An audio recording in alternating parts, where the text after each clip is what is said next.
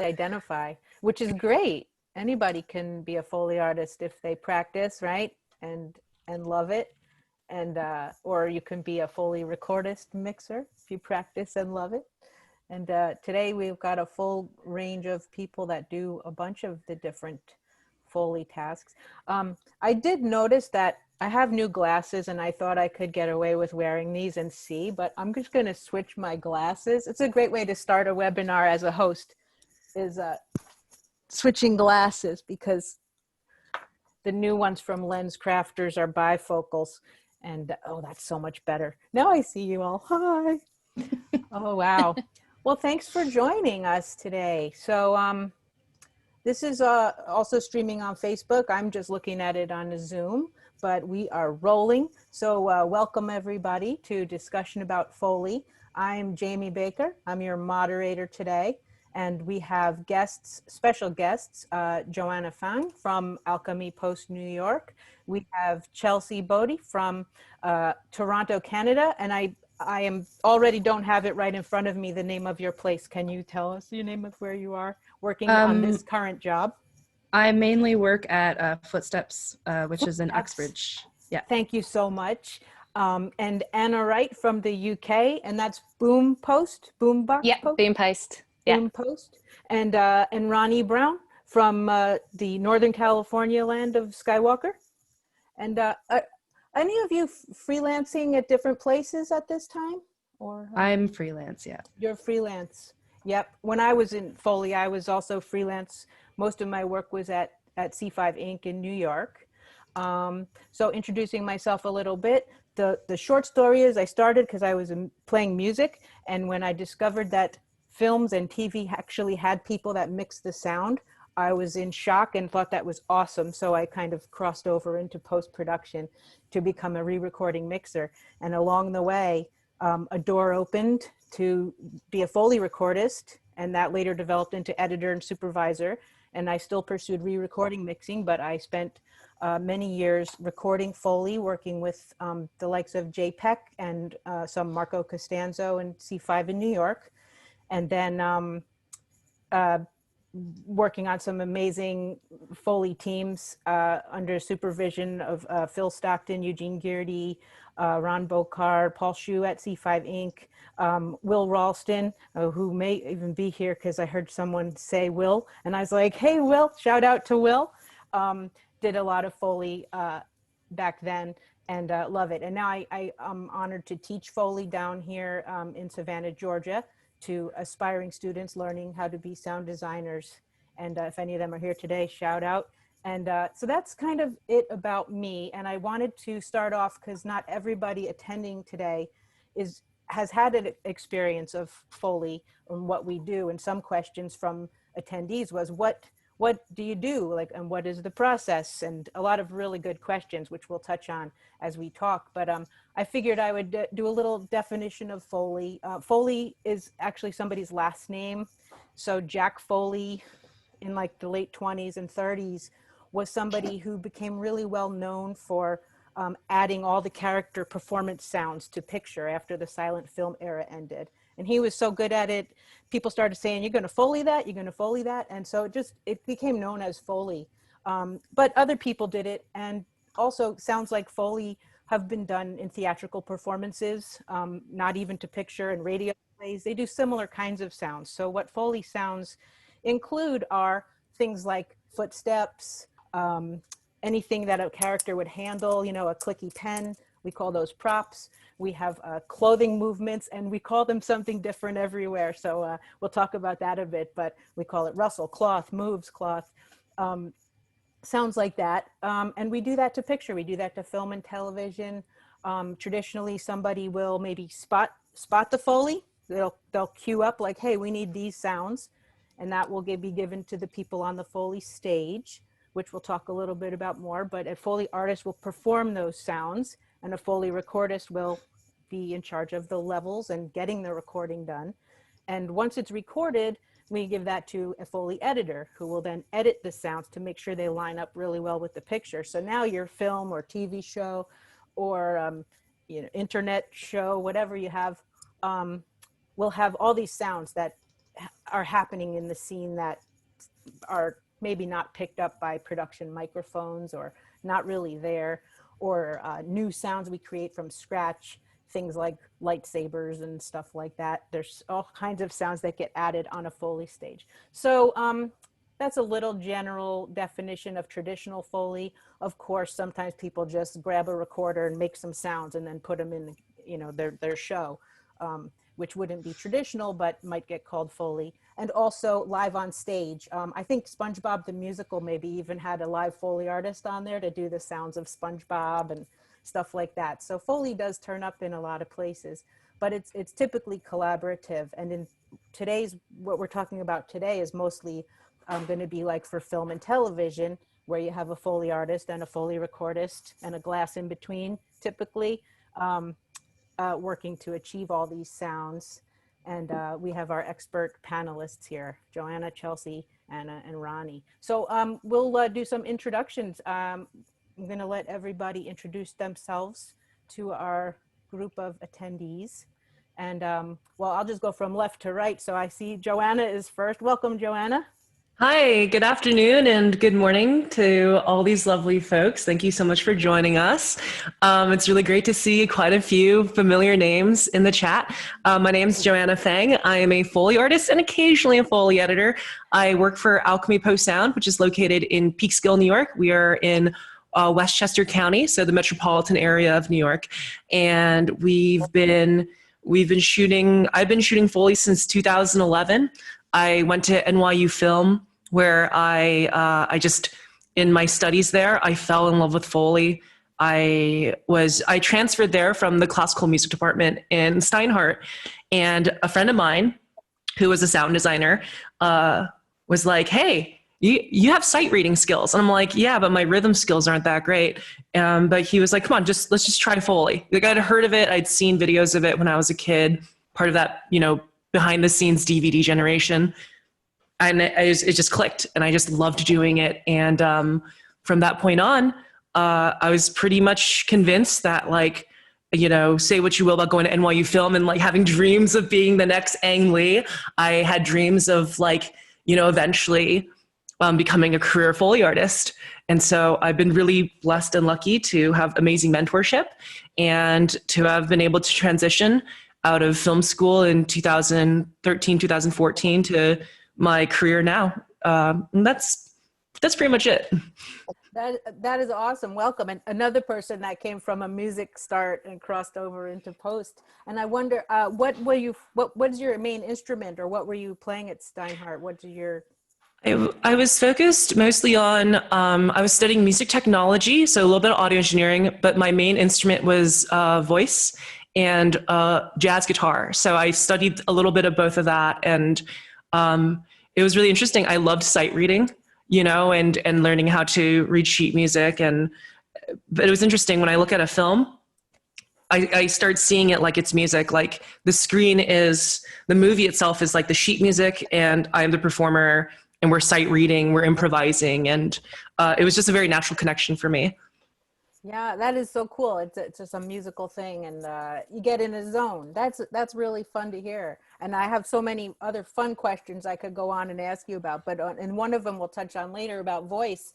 Your voice singer, but also how that plays into Foley. Do you use your voice? But we'll talk about that later, because I can't wait to hear what you all have to say. Thanks, Joanna. Welcome. All right. So next on my window is Chelsea from Footsteps, freelance in Canada. Foley engineer, editor, all of the above. Welcome, and introduce yourself, please. Thanks. So yeah, my name's Chelsea Body, and I'm a freelance sound engineer and editor. Right now I'm mainly working up at Footsteps post-production. It's a literal Foley farm about an hour north of Toronto. So our owner and Foley artist, Andy Malcolm, has built we have 3 stages now on 25 acres of farmland, which is fun to go to work in the morning and just be in the country and out of the city.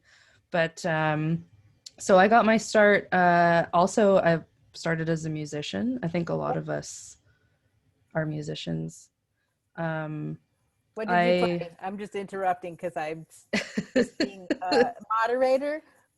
Okay, yes. What did you play, and does the farm grow shoes? But those are my two questions. And then go ahead. I started, I studied classical piano from like, I was 10 years old when I started, and I went all the way through college, got my college diploma in classical performance, and then realized that I didn't want to perform. But I always had an interest in technology, so then I ended up going to school for audio engineering, and then from there I did a postgrad in post-production specifically. Ended up at a post studio here in Toronto, and they had an opening for a Foley recordist, a nighttime Foley recordist. So I did that for a year or two, I think, and then met Footsteps, and like pretty much everybody here in Toronto is freelance. We can get into that a bit more later, but there's reasons for that.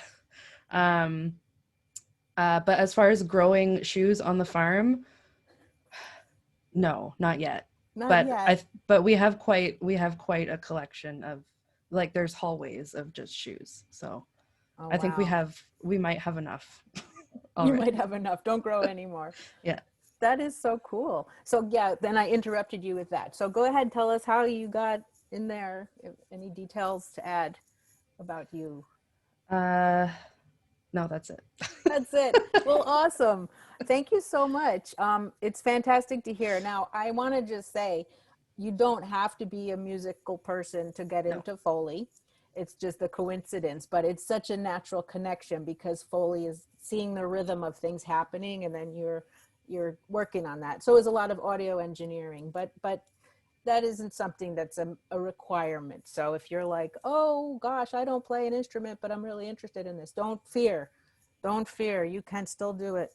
All right. Well, thanks, Chelsea. It's awesome to hear more about you. And I mean, I want to just say that, are you a Canadian citizen? Because anybody who has citizenship in another country right now, I mean, that's awesome. And congrats on that. But you know, you're all more than welcome to come up, I'll come up, live on the farm with us, pitch a tent, Okay. I might do that.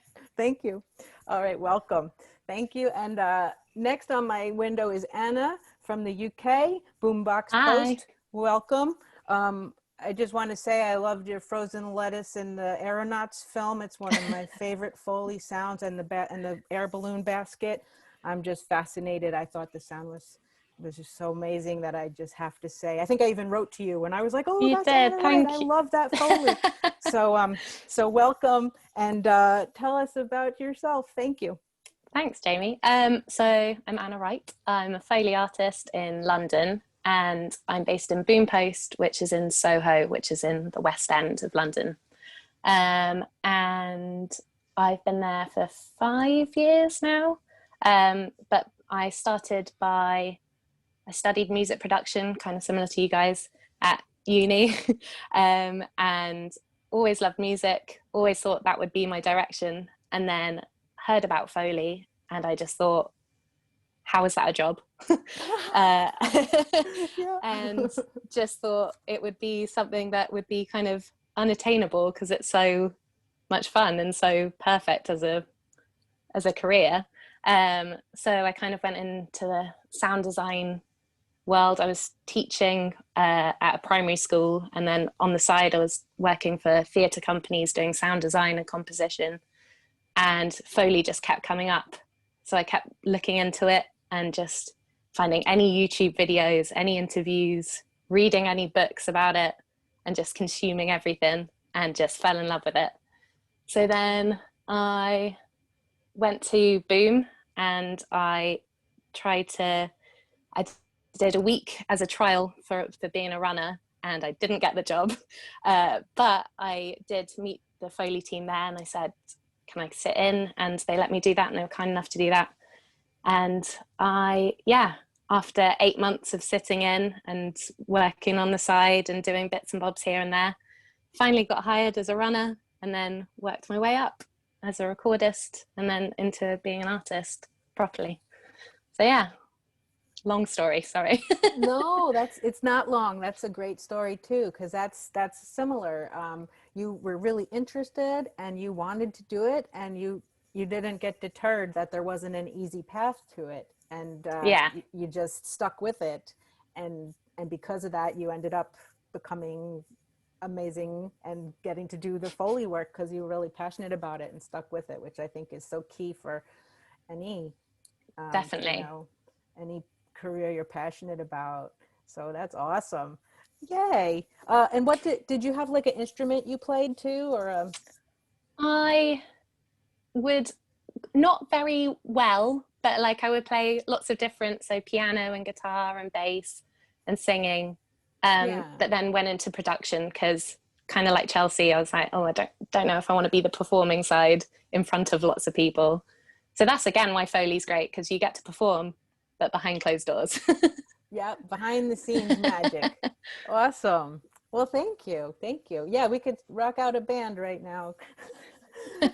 Welcome, Anna, and thank you. And Ronnie, welcome. And props, Ronnie, just with their Emmy on The Mandalorian with the amazing sound. That whole series has amazing sound. So congrats on that, and welcome. Tell us about your background. Yeah, emoji clap. I'm not a musician at all. I went to school, as in the very long game plan of the 4-year university. And at some point they were kind of just like, all right, you need to graduate. So after many, many different choices, I've also been that person. I'm a beauty school dropout. I have a lot of different weird parts of my past that make no sense. But I really enjoy music. I love it. I wanted to learn to record music. So I really kind of concentrated that at school at San Francisco State University. And shout out to my husband, who was my lab instructor at the time, and I got an A. And I realized very quickly that people are not going to trust someone who's not a musician to record music, even though I can, and I can do it really well. And I actually liken a lot of recording Foley to recording music. There's a lot of really big similarities. And so when I got into my sound design classes, I really got interested in recording for that, both, it's for dialogue and, just any sort of effects recording and Foley. And we did a couple projects that were just really, really fun. And so I just started looking into who's doing Foley. There's in Northern California, there's one studio, and it's Skywalker. At the time there was Fantasy, and it was an amazing studio, but it was closing down. I actually helped remove all the props from there with my mentor who was working there when it closed. When you say remove, were you harvesting them? I wish, but I was taking it to a studio that was intending to use, to kind of that my mentor was working out of for the most part. So she was kind of transporting them all there. Yeah. So that when that was closing, it kind of was a bit scary because what was I going to do? There wasn't a lot of opportunity. So I was finding out where Marnie, who was my mentor, Marnie Moore, who was one of the principal Foley artists at Fantasy, and where she was working. And I found Outpost Studios. And so I got an internship there among the 4 other jobs I was working kind of at the end of schooling. And I professionally stalked her, was how I like to say. I was very, very polite. What did that entail? Very, very polite. And I was cautiously asking if I could come watch and participate or learn. And she was very open to me watching and kind of understanding. And honestly, that's really my personal viewpoint, is how one kind of learns to do Foley is by watching, at least, somewhat. It can be a video, it can be a person. It's just a lot of looking at. So I think I got a lot of information from that. And then one of the first jobs that I did with her, I didn't actually get paid. I got paid, they paid for my parking and my lunch. And I showed up every day, and that mixer hired me to do some low budget horror movies. And then that translated into some more, and translated into some Coppola films and things like that. And so once I started kind of working a little bit more, then Skywalker found out who I was and was excited that someone was local. And so I started working a night shift here to support this stage. And then it just kind of on and off and on and off until I was able to kind of build up more clientele and kind of build my skill set to be someone that could really, you know, work at a studio of this caliber. When I first started here, Marnie said to me, "You're not ready." And she was right. And I came here anyways. So, you know, it worked out for the best. But that's basically kind of what happened from when I started to now. And that was 13 something years ago.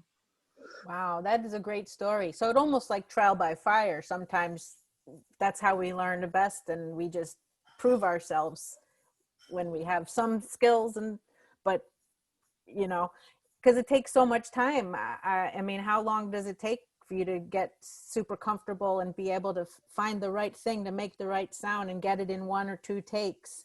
That's something that isn't just everybody can do. There's a lot of thought and time that goes into really getting efficient at Foley, which I didn't even put in my list of questions, but I find that, you know, today, for no matter which side of the glass you're on, whether you're performing it or recording it or editing it, efficiency is such a big part of it, because our budgets are what they are, which isn't always humongous, and the deadlines are what they are. They need the Foley done by Friday or whatever day, and it has to be ready to go.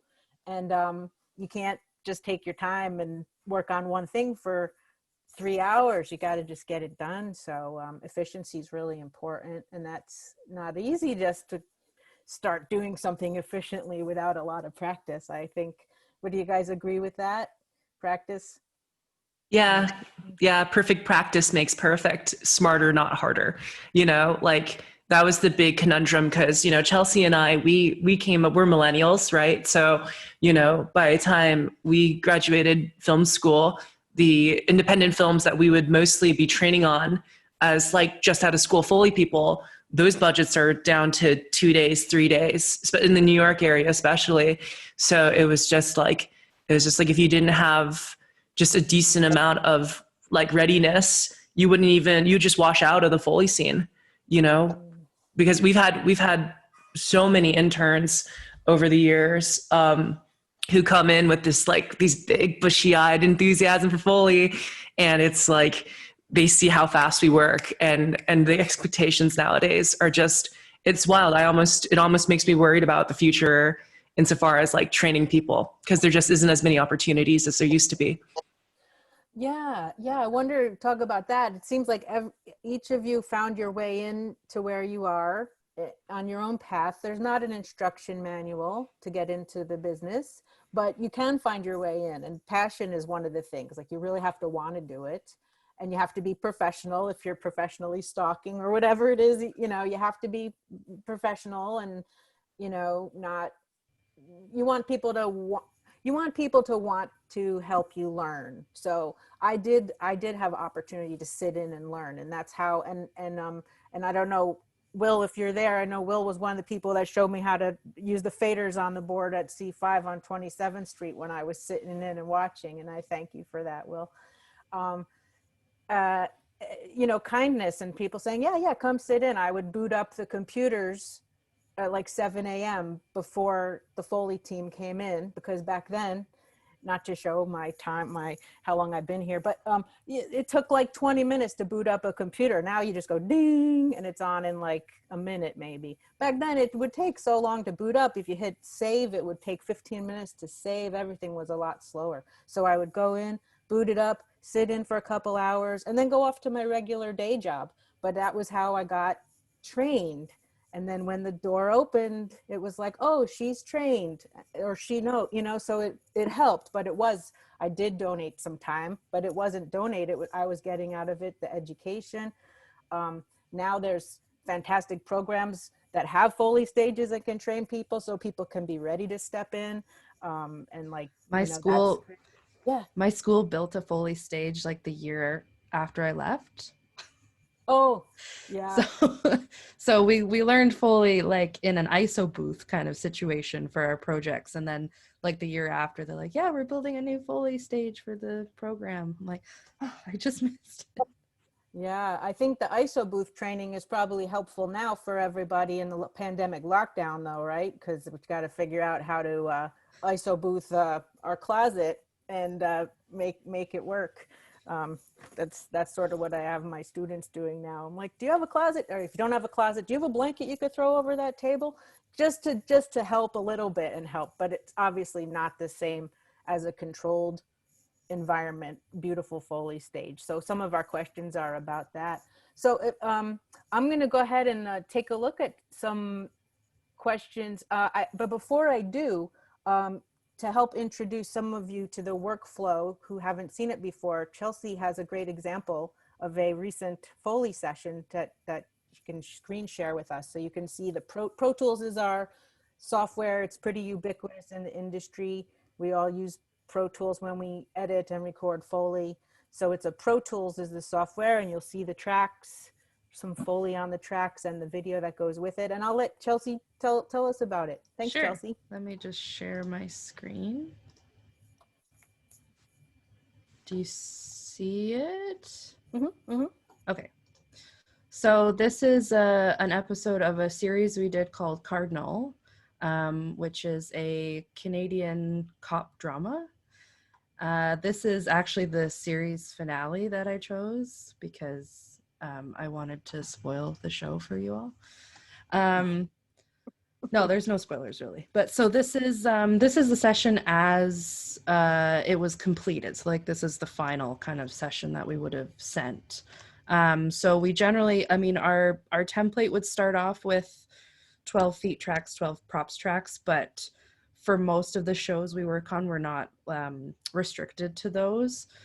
In Toronto though, I mean, this is kind of like to preface everything that I'm going to say is there's no really one right way to do any of this. I've worked at 4 different studios here in Toronto and everyone's different. They, like in the end, ultimately you get the same product, but they go about it in slightly different ways. So one studio, they actually require a premix. So you are restricted to a certain amount of tracks that you can deliver to the stage. But this is, we did this at Footsteps. So this is like a Footstep session. But generally this is kind of like more often than not, you'll be sending your raw tracks to usually a sound editor who then puts them together with the sound effects and sends them to the stage. So yeah, so we've got props, cloth, and feet. I'm interrupting you because I Sure. noticed that your cloth is at the top, and all of my jobs I've done, we always have our cloth at the bottom for the mixers. I think they kind of ignore it unless they need it, and it's so low. So we always have it on the bottom, but I noticed yours is at the top. It's at the bottom in our template, but it's at the top here because it's usually the last thing that we do, which is another process. I guess some people actually do their cloth pass first, which is an interesting approach. I guess it's like, if you do it first, then you can you're in real time performing. So you get a look at what's coming up, like what props you might need. You get a look at the surfaces as you're doing. So some people actually prefer doing the cloth ahead of time. Is that Ronnie, Anna, and Joanna? Do you do cloth first if you can? I always do cloth first because for me, it gives me one more chance to watch the project down and I can start learning moves. And it's also great for my pre-production in my head. So if there's like a tricky thing, I have an extra bit of time to start processing the information. And yeah, that's generally how and sometimes we do it with earbuds in so we could listen to dialogue. So if it's one of those jobs where we just have very little time, it's the way we like to be able to utilize the time efficiently and learn the show. Yeah. Mm-hmm. And then I saw Ronnie shaking her head no. I'm a hardcore fan of leaving cloth until last for the one reason that I like my mixer to listen to everything, including the cloth, as we're recording it, so we can really dial in if something's missing or needs fixing. So it's our last line of defense before delivering to make sure that everything's playing nicely with its friends and you know, that even the stuff, because cloth in essence is played so low, and so, you know, and if it's not, they're usually going to ask for a specific cloth, you know, movement that actually is going to live on a different track than cloth. It usually gets put in, like, let's say armor movement or a suit movement for like a superhero or something, that they'll usually kind of hide that in some of the effects tracks or in some of the Foley tracks, so that way it actually can be played a little bit more prominently. So I'm not really concerned about some little tummies or a chair creak or something like that. I really kind of leave the cloth till the very end. Although that said, I never want to do a cloth pass for an entire film all at the end. No. The 2-hour-long cloth passes, I'm not a fan, ever. I've done it a few times because of necessity, or that's what the client wants, and every single time it's just not fun. Yeah, I want to hear, Anna, when you like to do cloth, but I had two things to say about that. One was to take a survey of you four. Has anybody ever started to doze off during a cloth pass? Raise your hand. It might be actually more of a recordist thing to happen than the person who's doing the rustling. But if you're tired and just everything's quiet and peaceful, and all you hear is this little cloth movement. Oh, it's hard to do when you're tired. Get your coffee out. And the other thing before, Anna, the Mandalorian rustle, like that's not a cloth pass, right? But did you do a pass for the Yeah, suit? it gets a cloth pass, but his armor specifically, it became a little bit of a thing of how they were aiming to play it, what they wanted it to sound like, and then in the end, kind of how it was utilized. But it was really more of like an armor sweetener for some of the bigger movements that they were doing. So it ended up being kind of not buried, but just utilized in a very specific way, which is why we are always kind of separate any specific cloth. I did learn if previous Foley artists here were really intense in doing some cloth with a variety of different cloths. Like they'll have some leather and they'll have some this, and they really try and insert all of that into the cloth track, which in the end, if you sit in on a mix, I've sat in on millions of mixes, and it's never played to a point where you can really make that distinction. So it's always good to put them in different tracks and leave the cloth as like a very plain, simple, vanilla track. Yeah, just a generic movement pass, so you have it if you need it, and then special stuff when you need the special is spotted. Yeah, that sounds pretty universal, I think. Thank you. And then Anna, tell us, do you like to record your rustle or your moves cloth? That's what you call it, right? At the beginning, Yeah, the moves. end. Yeah, what's your preference? We'd most likely do it at the end. I mean, I love Joanna's school of thought of going through and kind of having that last cue session in your head, but just to kind of crack on with things and get spots as quickly as possible to the editor, really. It's just a time thing. But we would also, depending on the project, so we do a lot of period dramas, so we've got a lot of big dresses or things of people in leather or cowboys on saddles and things like that. Obviously that's more spots like, but we'll do that with the spots and then a moves or rustle pass at the end. At the end. Yeah, I mean, that totally makes sense. And my experience is like Joanna's, the Foley artist, as long as they're not hungry or full and their stomach isn't grumbling, that's usually one of the first things we do. And we do it with the footsteps, which is also usually what we would do first. Sometimes that gets spotted first and sent over to the stage. So we'd throw all that down. But it did give the Foley artists a chance to see the film and make mental note like, oh, I need Cheetos and I need that thing that clicks, like, so they could get an idea. But also sometimes we just like would eat breakfast and watch the whole reel with the sound on and not do any Foley until we had our breakfast. So it varied. And Chelsea, you have which way does it vary depending who you're working with? Everybody that I've worked with here, we generally do cloth at the end, but yes, we do like to break it up where possible, because doing an hour and a half of cloth straight is not ideal.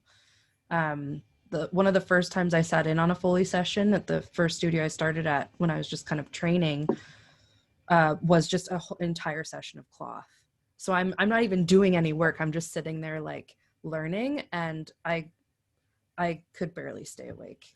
You have to stay awake and listen for burps and like cracking joints. If there's too many cracks, then so what I do in either situation, if I'm recording or just editing, is as we're rolling, I'm making markers. So like we'll be playing and I'm dropping markers where I hear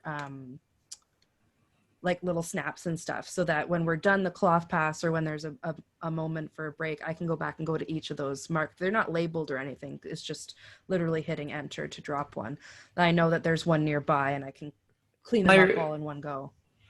My recordist is the same thing, and it saves us so much time instead of stopping to punch in for every little click and clack.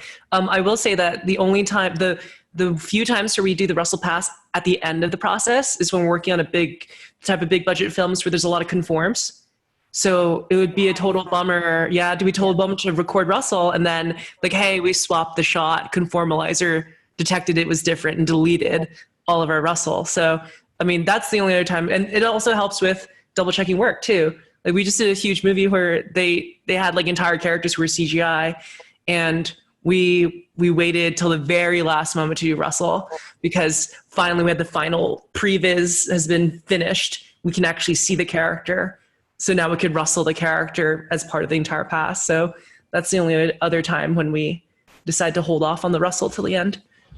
And do you listen with buds when you do your Russell in general? Is that your It depends. workflow? It depends. It depends. Yeah. But yeah.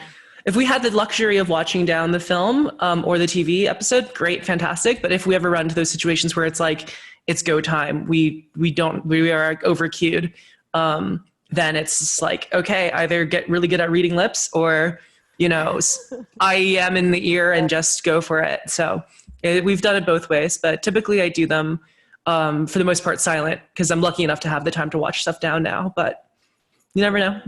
Right, right. And I see in thank you. And I see in Chelsea's session, you have a marker there where your cursor is at the location. So that's what it looks like. Mm-hmm. If she drops markers to say while the recording, there's a noise, she can leave behind these little markers that look like that yellow little thing on the screen there. Easy to find where you need to fix your usually noise. At the end of the session, it's just like 100 markers. It's just like all yellow markers to go through. But the only time I would ever stop recording rather than make a marker is if I know that I can't fix it. So if it's a stomach and it's in the cloth, like if there's nobody moving and there's a stomach that happens, whatever, I can just paste some air over top. But if it's in the middle of a movement and I know, I'll be like, sorry, and I'll have to stop, like, sorry, we have to punch in. But generally, markers. Some of those stomach sounds are super interesting sounding and they last a long time. And like you can't leave that in there. Yeah. One of my first mixers dubbed my stomach voice, or the stomach sounds that I would, little wolves, like baby wolves, because that's exactly like they would just sneak up on a recording. We'd be like, wait, what is that? And you'd be like, oh. It would happen so often, and that like even now that terminology is stuck with it all the time. Oh, am I hearing baby wolves? So. And now is that in the sound library over there? Baby wolves? Yeah, probably. I have no idea what's made it into the library at this point. Oh, wow. Yeah, there's some interesting sounds. I just was watching a documentary, The Actors of Sound, and I think there was a shot where it talked about that there was a submarine ship engine sound they needed, and I think it was Jack Foley burped, and they processed it and turned it into this like creaky submarine engine sound. So that's cheers to Jack Foley and his burp, or somebody's burp. I'll have to look that up. Don't quote me on it. So thank you. So back to Chelsea's Pro Tools window here. Thank you so much. Yeah. So I guess there was a couple things I kind of just wanted to point out. I think there were some questions we had about more specific editing things, but so I think I was going to show an example. A key thing for Foley editors is knowing your key commands, just to get around the session much quicker. Like an artist is waiting for you to do your thing so that they can record the next thing. So you don't want to keep anyone waiting with like clicking and looking, and know your key commands is very important. This episode is all outside. It's all in the snow, and I think that's why I picked it, because snow is my favorite sound. And I think there was a question too that we got about that, how to record snow and ice feet. Yeah, do you want to talk about that while we're on that topic? How you guys how the other three like to do their snow footsteps. Yeah, so an example here, which I can actually just play a little sample here. So these, the couple here are in snowshoes, actually. But so we did a pass each for their feet, which would have been just like on dirt, and then a snow crunch pass as well on top of that. But this is everything together.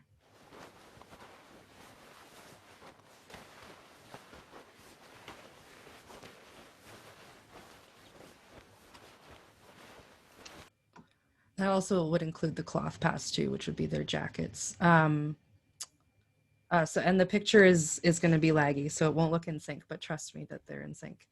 Sounded good though. Sounded like people walking in the snow. Good. And they're Yes. not really walking in the snow. They're in your studio.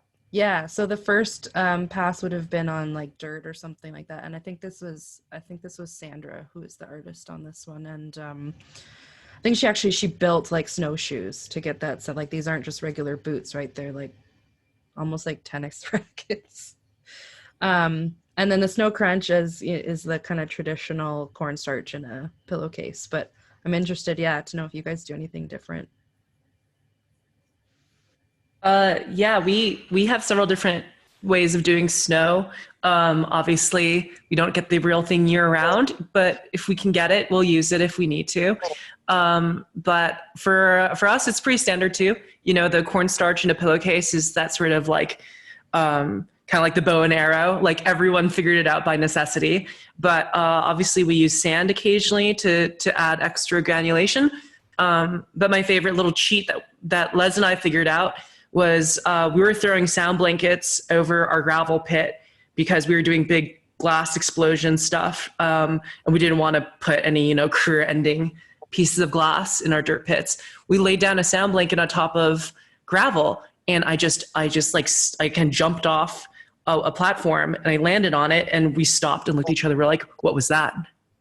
Holy crap, do that again. And we started doing it, and we're like, this sounds like a particular type of snow. Like the type that's like nice and thick, that has like kind of like deep crunch to it. And so from that point on, that was like, okay, let's add that to our arsenal of potential snow sounds. So it really depends on the scene.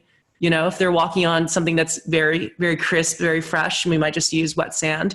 But if it's this level of deep snow, then yeah, I think we would use our gravel pit with the sound blanket on top of it. Yeah, we're kind of similar, but with when you've got that more icy, wet, kind of sludgy snow on usually roads or anything like that mixed with gravel, I'll just take sand, wet it, bit of dishwasher salt. Don't know what that would be called, if that's got a different name in America or anything. But like powder you pour in a dishwasher. The salt you would put into the machine, so it's very, to make the water less line scaly, I guess. But that stuff I use a lot with that kind of sound, because with the water it starts to smush down, but you've still got the crunch and it's not too transient on the microphone. So yeah, things like that. It's good. Yeah, that stuff gets stuck in my dishwasher. It doesn't always dissolve, and I wondered what was up, and now I see why that would make a good snow, because it doesn't dissolve fast. It's kind of stays. Yeah. Oh, good one. Thank you. What about you, Ronnie?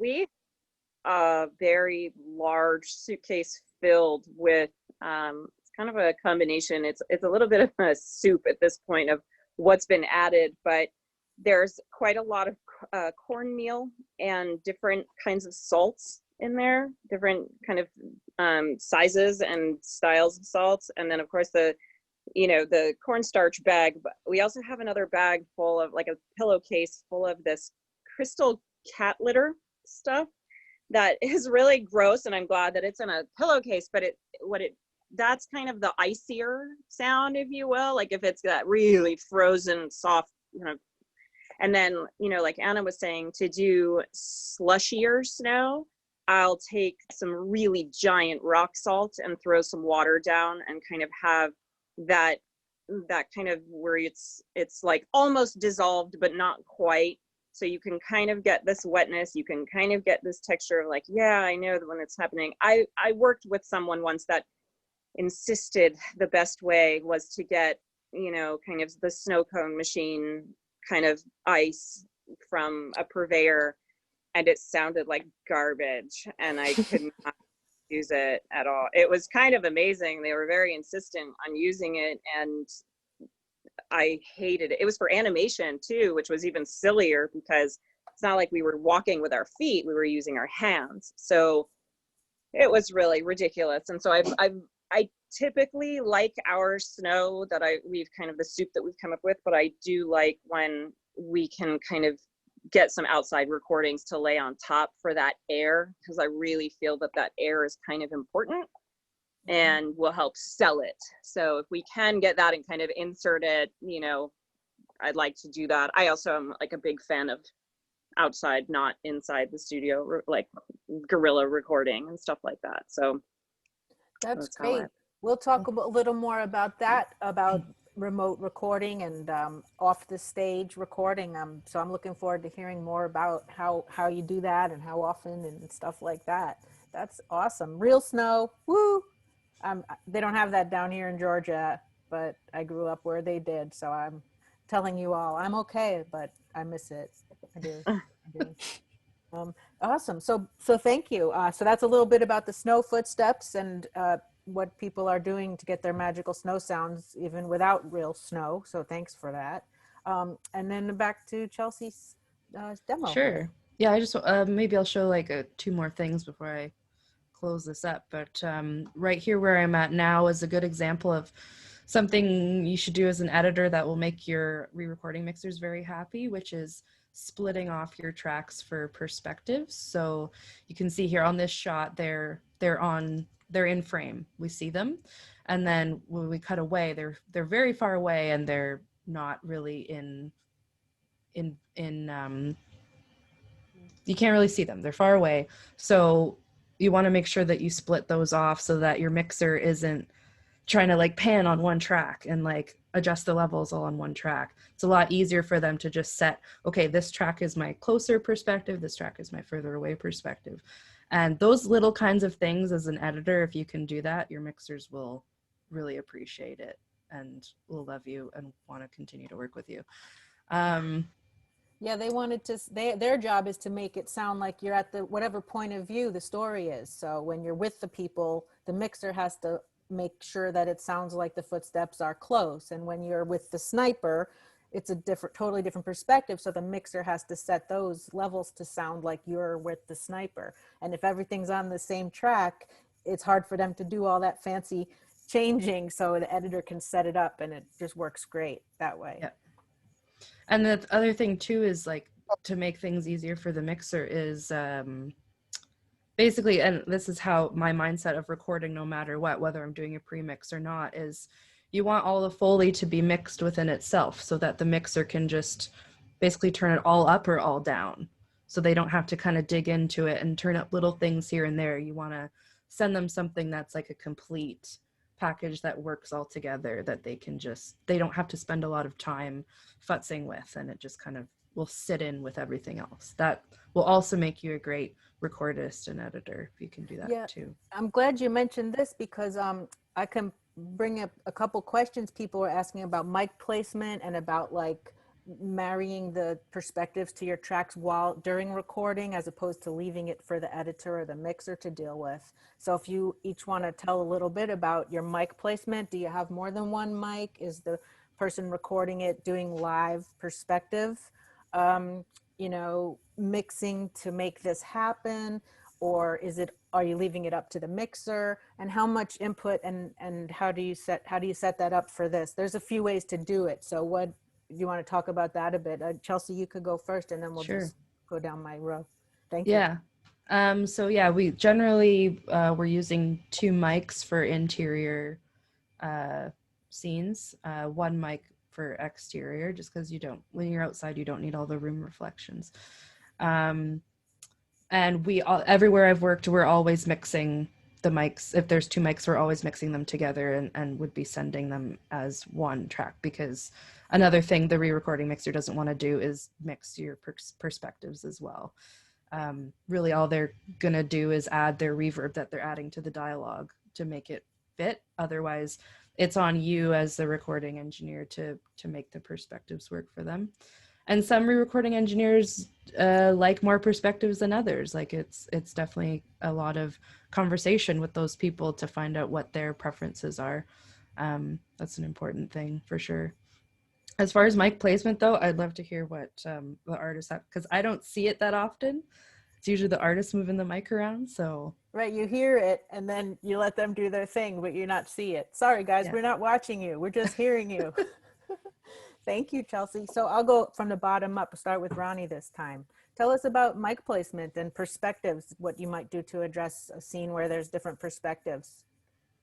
Well, when I first started at Skywalker, it was almost always 2 microphones placed, one close, one kind of to get that perspective. So then they would literally mix on the fly and kind of mix those perspectives, and it was kind of all in one and done.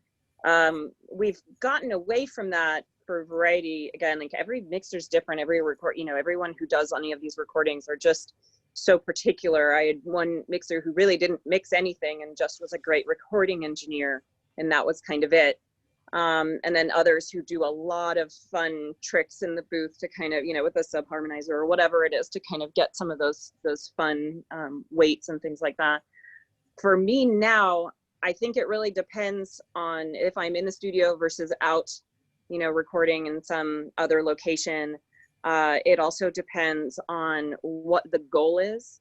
Is the goal to have it really natural and kind of sit in with production? If that's the case, you need to keep that in mind whenever you're placing your mic. And usually that means to get a little more air on it, which means to set it back farther.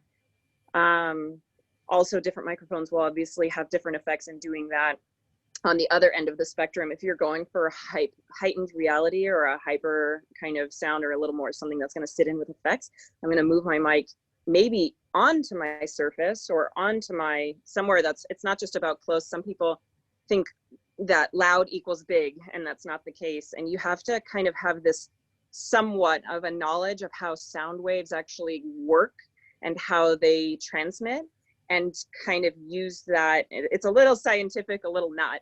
And I like to put my mic in my dirt pit or on my surface to get the resonance or to get just that extra element, because those sound waves are going to travel through the mic stand and kind of add to what the actual diaphragm is recording on its own. So like, for example, on The Mandalorian, I have a large cement surface that I use just for everybody every day, doesn't matter. But I actually have some pavers in my dirt pit that I will only use for him because I need that extra weight and that extra kind of power to all of those footsteps.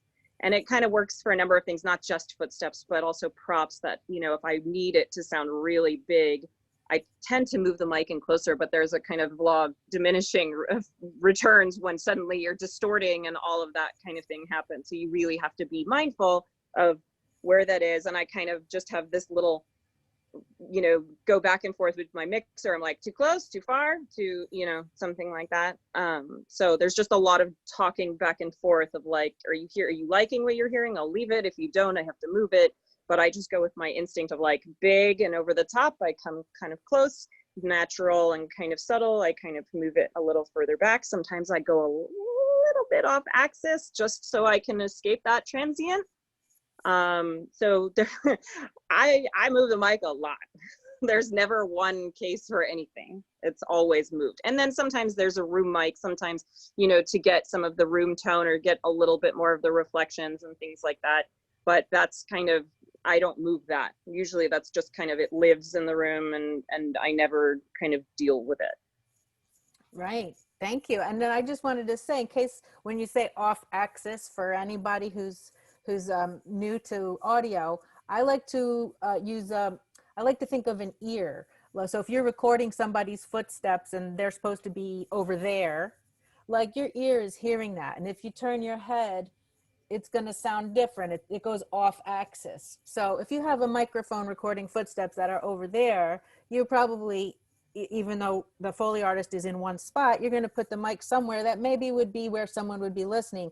And sometimes it sounds on axis doesn't sound very natural because we're not always pointing our ear at the foot, right? So your head is here. So if the mic is a little off axis, it helps with the natural sound a bit. So that's my one way to explain that I think of the microphone as my ear, and that's just me. But thanks, Ronnie. And I'll go down. So Anna, what do you do for your miking techniques? So similar to what Chelsea said, we'll have, so my mixer, Philip, he uses a 2 mic setup, sometimes 3 mic, but and he'll be mixing between the two. Usually one is kind of off axis, but really off and getting more of the room, and one is directional. And obviously with all Foley, it depends on the context of what you're shooting. So there's never a template for how to record things, because depending on the prop, what it's made of, the setting of the scene, everything changes the sound of it. So there's never one way to record it. But yeah, Philip will do that with 2 mics, and we like to go for a very natural sound. But again, like what Ronnie was saying with heightening things, like I'm sure we all use a lot of layers with our Foley. And so you'll never really find in a session one prop used for, say, a book going down on a table. Unless it's maybe far away in the distance, you'll have one take of it and that will be it. But if you have that right dead center in frame, you'll want to layer that with getting some bass frequencies, more of the table, anything that's rattling around it. And I find that helps with perspective as well. Yeah, did that answer the question?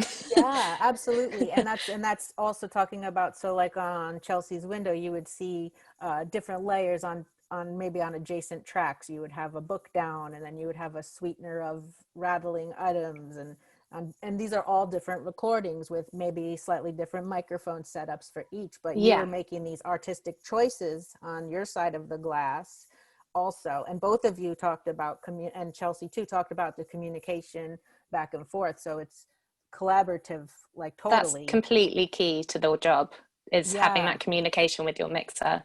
It's a everything. 2 sets of ears. So you make these choices, but you also have your partner to say, oh, that's too close, or turn it off axis, things like that. That's great info. And then Joanna, how about you? So typically we have a close and a far, like everyone else has stated. It's very interesting how so much technique gets homogenized over the years, you know. But I will say the one thing that we do a little differently at Alchemy is we actually have 3 different size rooms.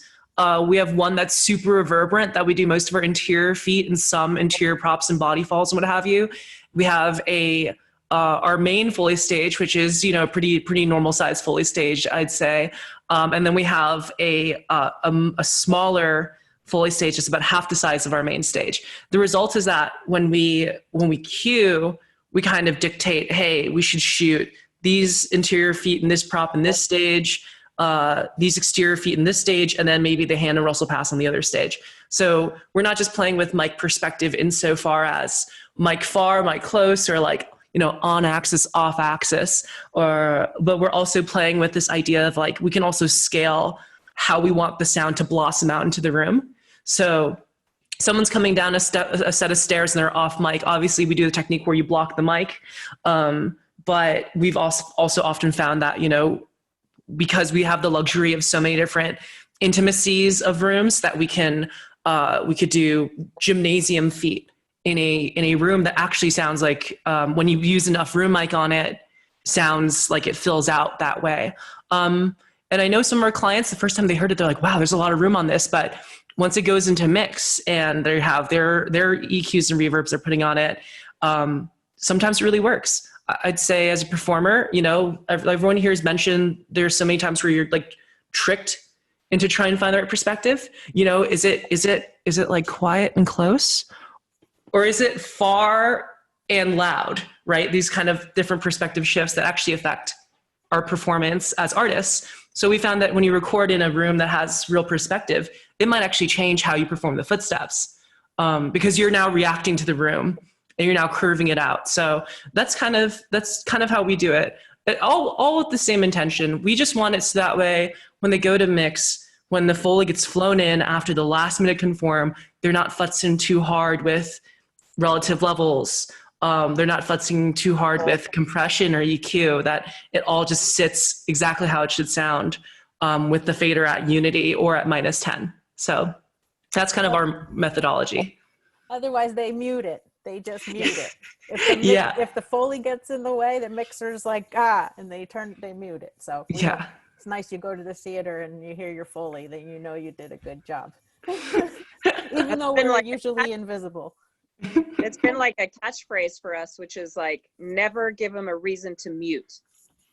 If you never give them a reason to mute, they have no other option than to play it, because it's always going to be helpful if it's not egregious, if it's not getting in the way. Like if really well done Foley will just sit there. It will, and a mixer will appreciate it being there. As soon as they pay attention to it, that's when they throw that fader down or they hit mute. Right. That's a good MO. Never give them a reason to mute. And either way, it'll always be in the foreign versions. Yes, if you hear it on the airplane or the foreign versions, your Foley goes in because they take out all the dialogue. I wanted to ask one thing while we're on it, because Joanna, you mentioned blocking for the stairs. Do you want to describe a little what that means? And then also just mention if when you guys do exterior footsteps, because we're talking about perspectives when we're in a room, what do you set up for if you have to do snow footsteps? We are trying not to get the room. So how do you set that up? So I'll start with Joanna. So some fun mic techniques. Blocking is very simple. I could probably demonstrate it here with this RE20 to a degree. So obviously we've talked about proximity effect and all this stuff. But the idea is that, if a sound is happening through a wall or through a window, maybe you don't want as much on axis. And obviously, the easy thing is just to go way off axis, but there is something unusual that happens when you block the diaphragm. So let me see, I wonder if the RE20 can do this. So, stack of magic cards, I would use an actual gobo on the stage, but if you literally just put this in front, it changes it's supposed to change the response of the microphone. So you're hearing more of the off axis sound. Sorry if that hurt anyone's ears. But yeah, and then, so on our stage, when it comes to individual mic distance, it so very much varies project to project. Luckily, because on our main stage, we're mostly isolated. There's a lot of absorption diffusion. We can get away with moving the mic about anywhere from 4 feet to sometimes even like 10 feet out when it comes to trying to get the microphone and the interaction with the prop or the pit to read more natural on camera, right? Because I was talking to, we have a Foley apprentice right now at Alchemy, and I was trying to teach her how to create as much level as possible. Like, how do you fill the room with sound? Because like I said, sometimes you want the sound to be loud and far away from mic, just because it makes more sense with the mix of the performance. Or you want something really quiet but really close because you want the proximity effect, you want the intimacy. And so on Snow Footsteps, we found that like, if you're doing something particularly gritty, you might have to play it more off axis and far than you would expect, right?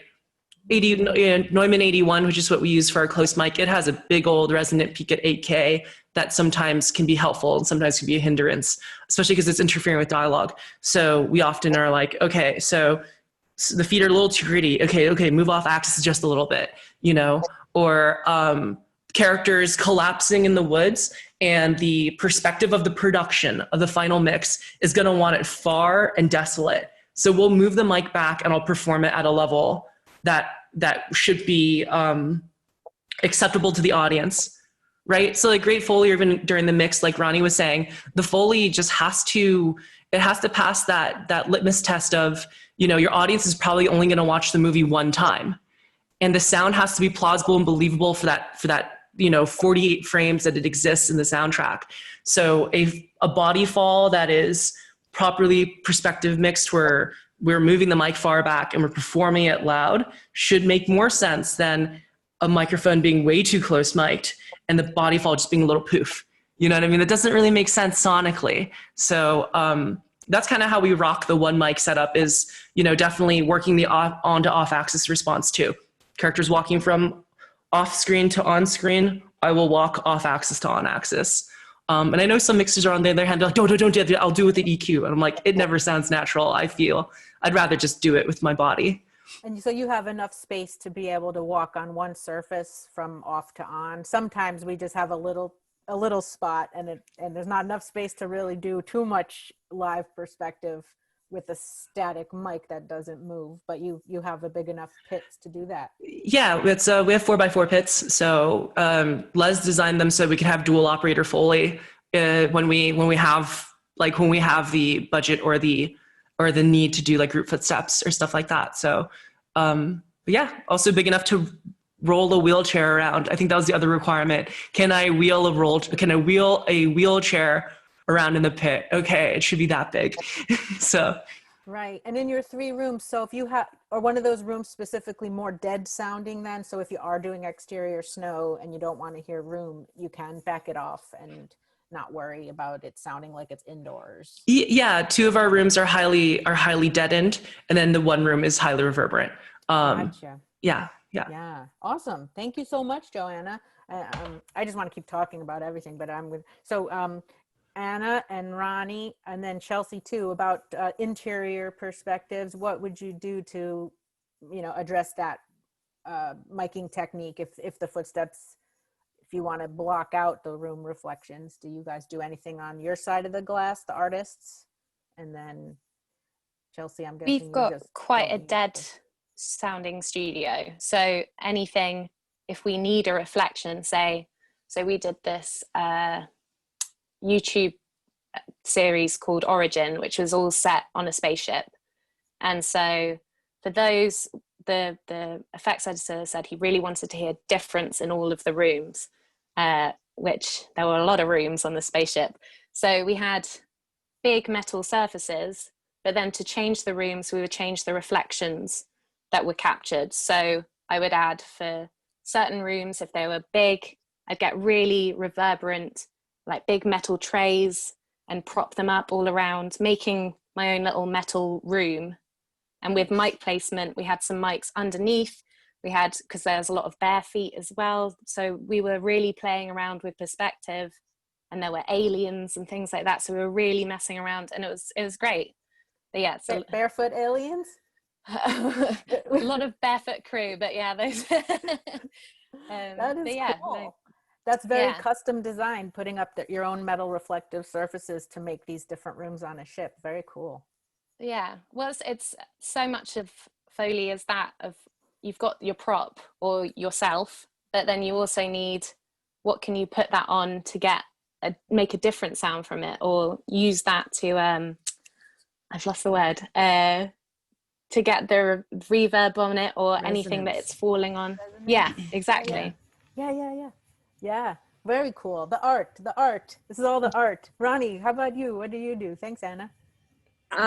This room is pretty dead. I think when they built it, they had that was kind of in the heyday of Pixar. And so they were doing a lot of animation in here. And so it's really useful for that. It's not as live as I would like it for certain other things, but we have ways around that.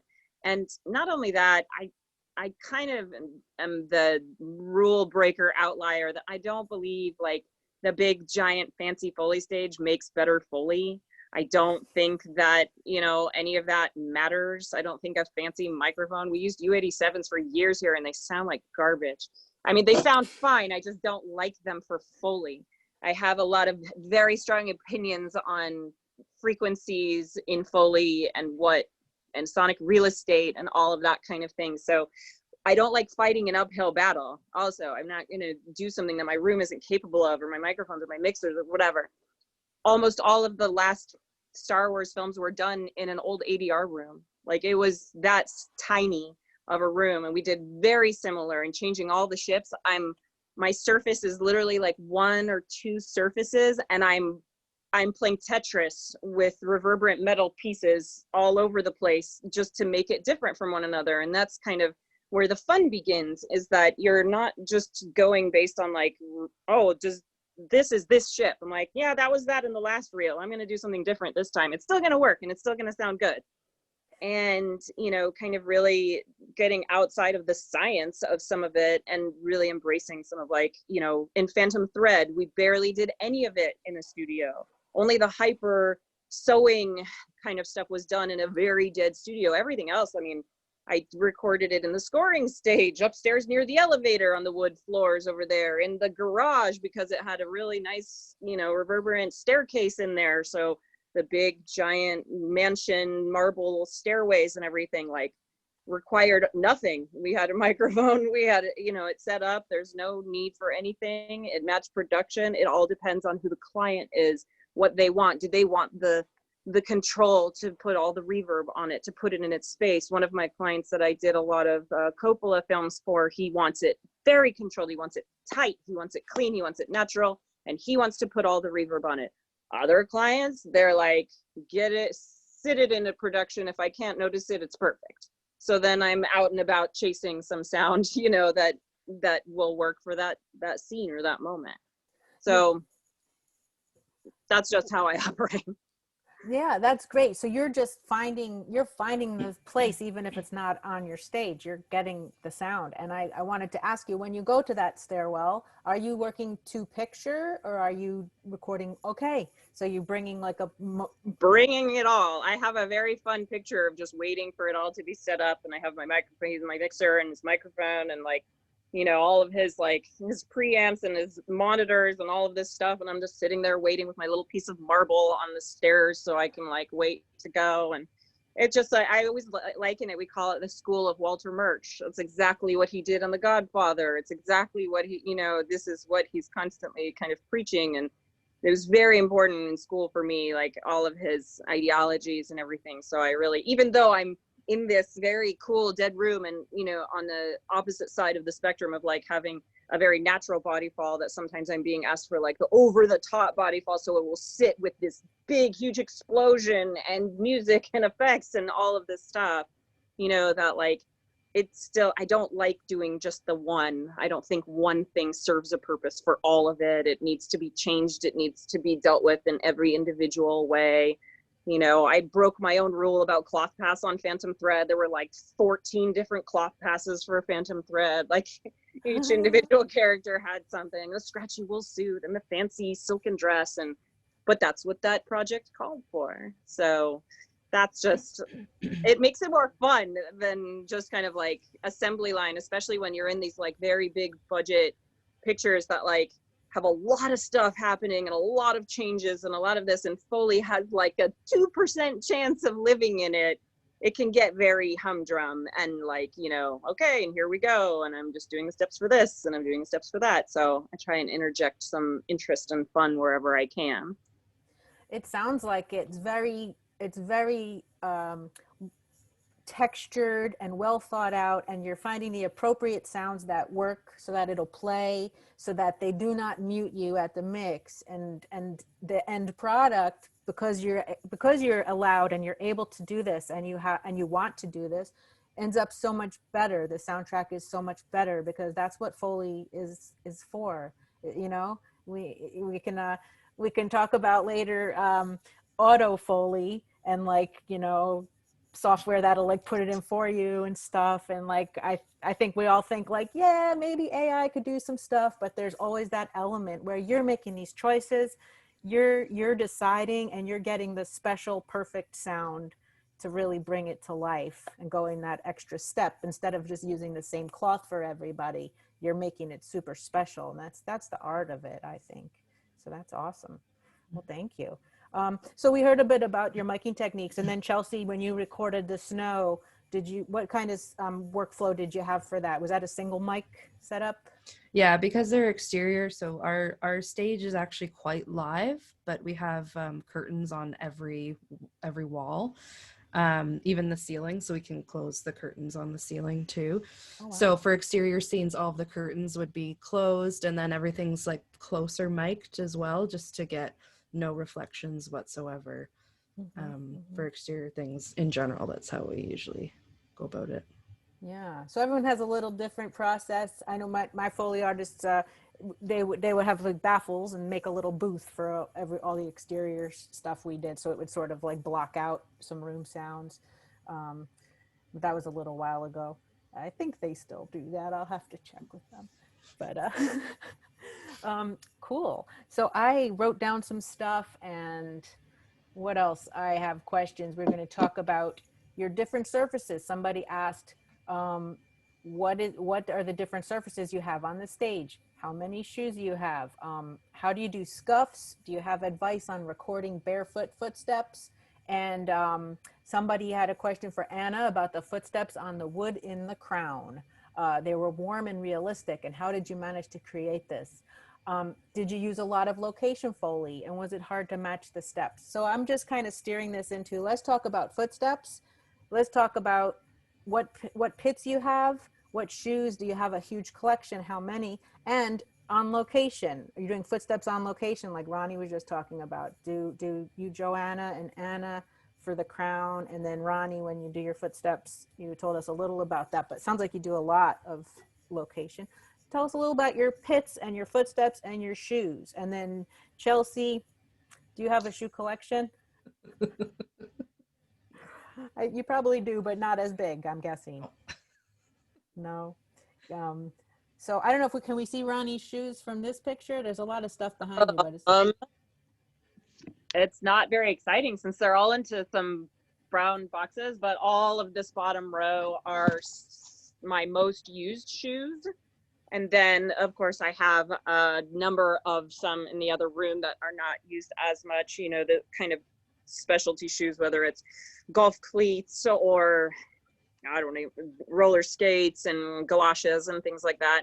I typically use, you know, I have a probably, I don't know, 40 to 50 pairs of shoes that I don't know, honestly. I buy shoes all the time just to kind of try and get more and see if those ones I like better. I have some that fall out of favor after a while, some that are being held together with a whisper and a prayer, and, you know, some that are very funny in that I had like one film called Terry, which the main character was in Crocs the whole time. So production bought me these Crocs. They worked fine for that movie. I had another one that I tried to use them on because the character was in animation when he was wearing Crocs, and they sounded awful. Like, just for some reason, they didn't work. They were like sounded wood, and I listened to them back and I was like, wow, that's gross. So I changed and I used something else. And I think it's really important to specify that for people like who are getting into it, that like, you know, don't just sit on a pair of shoes because they worked for something at one point, even in a first scene in a movie. If it's not working on a different surface, change them. I mean, I have a lot of these tips just and things that I do because of the time constraint that we have being on this big stage and these budgets and everything, that like we really have to maximize our time. So I don't have the time to kind of sift through all of my shoes and pick out the best pair. I kind of look what they are. I choose ones that I know work for me. I use them. Maybe they work, maybe they don't. I choose something else. I'm just kind of constantly going through. I listen to something, it doesn't work, I change. That said, sometimes there's a shoe that is working, but for some reason I'm having a hard time with them. And that's kind of when I start doing silly things like using only one foot, or, you know, you name it, outside of my foot, the inside of my foot, just this, that. I try not to just do scuffs to cheat at all, because I hate that.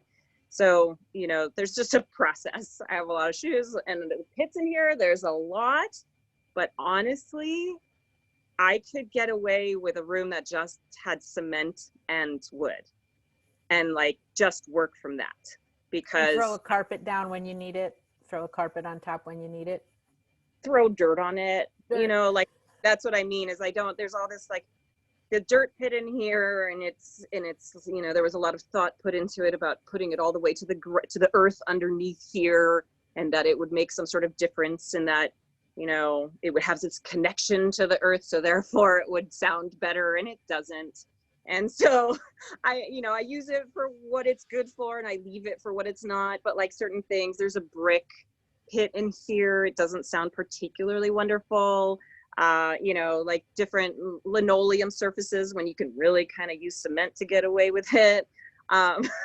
There's all these things that people think that they need for accuracy. And again, you need to get away from the science and more into the art of it. And something's not reading, don't use it. And something isn't. So I've done a few things in the last few years that I normally wouldn't have done, having listened to certain library Foley from another studio that someone was saying, hey, I kind of like this. What do you think this is? And I start playing around and I started, you know, really dialing in some of those things. So the things that worked in the ADR room, in the small room, didn't work in here. So I had to modify everything and change it all and start anew. And then, of course, you know, I have a partner that has a different aesthetic than I do. So, you know, the surfaces that she might choose for something are not what I would choose. And then there's a lot of different factors that go into choosing a shoe and surface together. So yeah, you have to manage that as sort of, you know, at least for continuity purposes, you sort of have to pay attention to what each other are doing so you can continue it, or not so much. You just worry about your sounds. Like continuity, nobody's listening that intensely and closely. I have been taught that from the beginning of my career, and it is the number one piece of BS I think that like I have learned in my career is that this whole thing of this character's wearing this shoe, so you need to wear this shoe, or like they're on dirt, so use dirt. I'm like, well, but guess what? We're doing make-believe. All I'm doing is make-believe. Do you think I have snow? Do you think I own a lightsaber? So it's, you know, it's really performance based. If you're putting the performance in there, it doesn't matter if you have an unexpected shoe on a surface that's not the right one. It's just, what does it sound like, and does it work with that character? And it also gives interest. If all of your same surfaces, we did a whole submarine movie, and if I used the entire same surface through the whole movie, I would be bored to tears just watching it. I'd say like, that's boring. It doesn't sound interesting. Make it interesting. Like, even if it's boring, make it interesting. Yeah, cool sounds just add that extra icing on the cake if it just sits in there nicely. Well, that's great. And Thank you so much. Different people in the same room using a different surface. Mix it up. We are in favor of mix it up there. Break all the rules. All the rules. All right, rule breaker Ronnie. No, I won't. That's not your nickname. It really Unless is. you want it. It should be. Rule breaker Ronnie. Oh, awesome. Thank you. And so I'll just go across this way. Anna, tell us about your shoes and your surfaces. So, I mean, Ronnie has just said everything that I believe in too. Like, there's anytime you see a certain type of shoe on screen, and you'll get this from a lot of supervisors who will say, okay, it's really important. They're in this type of shoe. They've got this type of heel, and those type of shoes will sound awful. And it depends on what surface they're on. You can swap shoes for anything. You just need a shoe that sounds good, that when you watch it back, it sits, and that's all you need. Mm-hmm. And especially with interior shoes, interior scenes, you might want, like, you don't want too tappy a shoe. There's so many of that, of just wearing really tappy, I can just see Ronnie agree, of really tappy soles on really hard surfaces, and you don't want that at all. It will take you out, and again, fade us down, awful. So I'll use soft rubber soles on maybe like a parquet floor, so you've got that space underneath as well. But what was the question about the crown, Jamie? Oh, you got a compliment on the wood footsteps on the crown. They were warm and realistic. And how did you create those? And also they wondered if you did a lot of location Foley for that. And if so, was it hard to match the steps with the studio versus location? So for something like the crown, most of the interiors there are location. So we'll go to a similar location, record a load of shots, and then an effects editor will take those and use those similar to effects, but we've done it all. We won't do it to picture because of time, but we'll record. We know what the scenes are coming up in that environment, and so we'll do all different walks, different shoes for different characters. So it's all there, and we've started to make an archive of live feet in these amazing big spaces, because obviously having our dead studio and turning that into a palace, it's not going to work. So Right. we'll do any of those interiors then and any exteriors in the studio.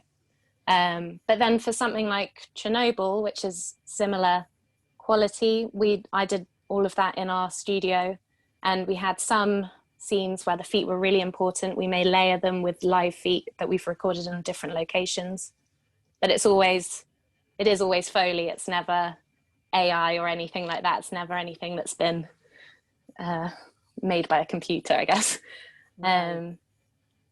But So yeah, you're creating and recording and performing the sounds, and you know the characters, who they're for, you know their shoe, you know the story. yeah, If and it they're- wouldn't necessarily be, again, with the characters, I'm not going to keep them in the same shoe just because they're in that same shoe throughout the episode or throughout it's about what is going on in the atmosphere tracks. So what's going to cut through, what's going to not necessarily cut through.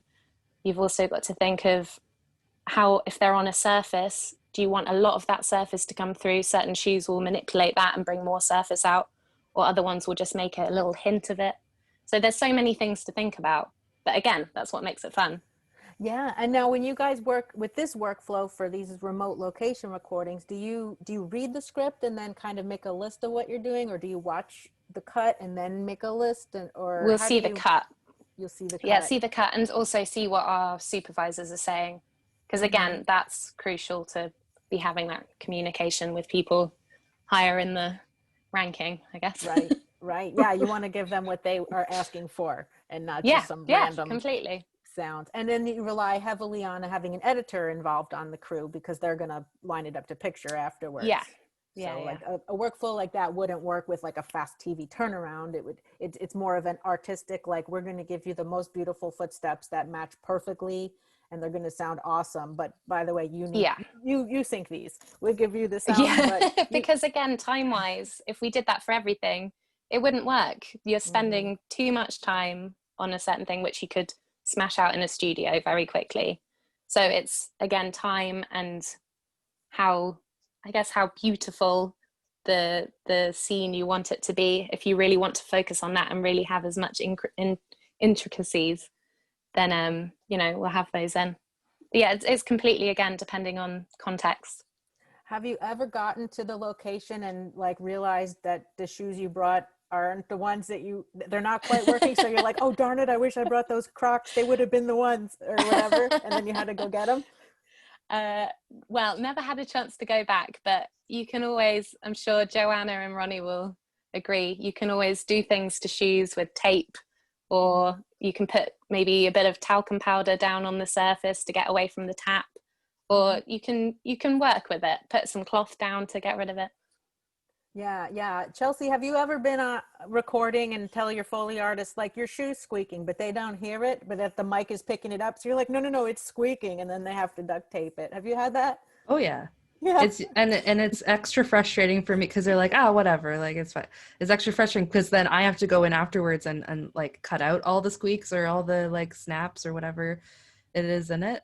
Yeah. Like, and you have to like, in my mind, and especially because I'm like relatively new to this too, I'm not going to be the one like calling the shots on that kind of thing. Like, I might suggest it, but you have to kind of know when as well, is like when to say it and how to say it.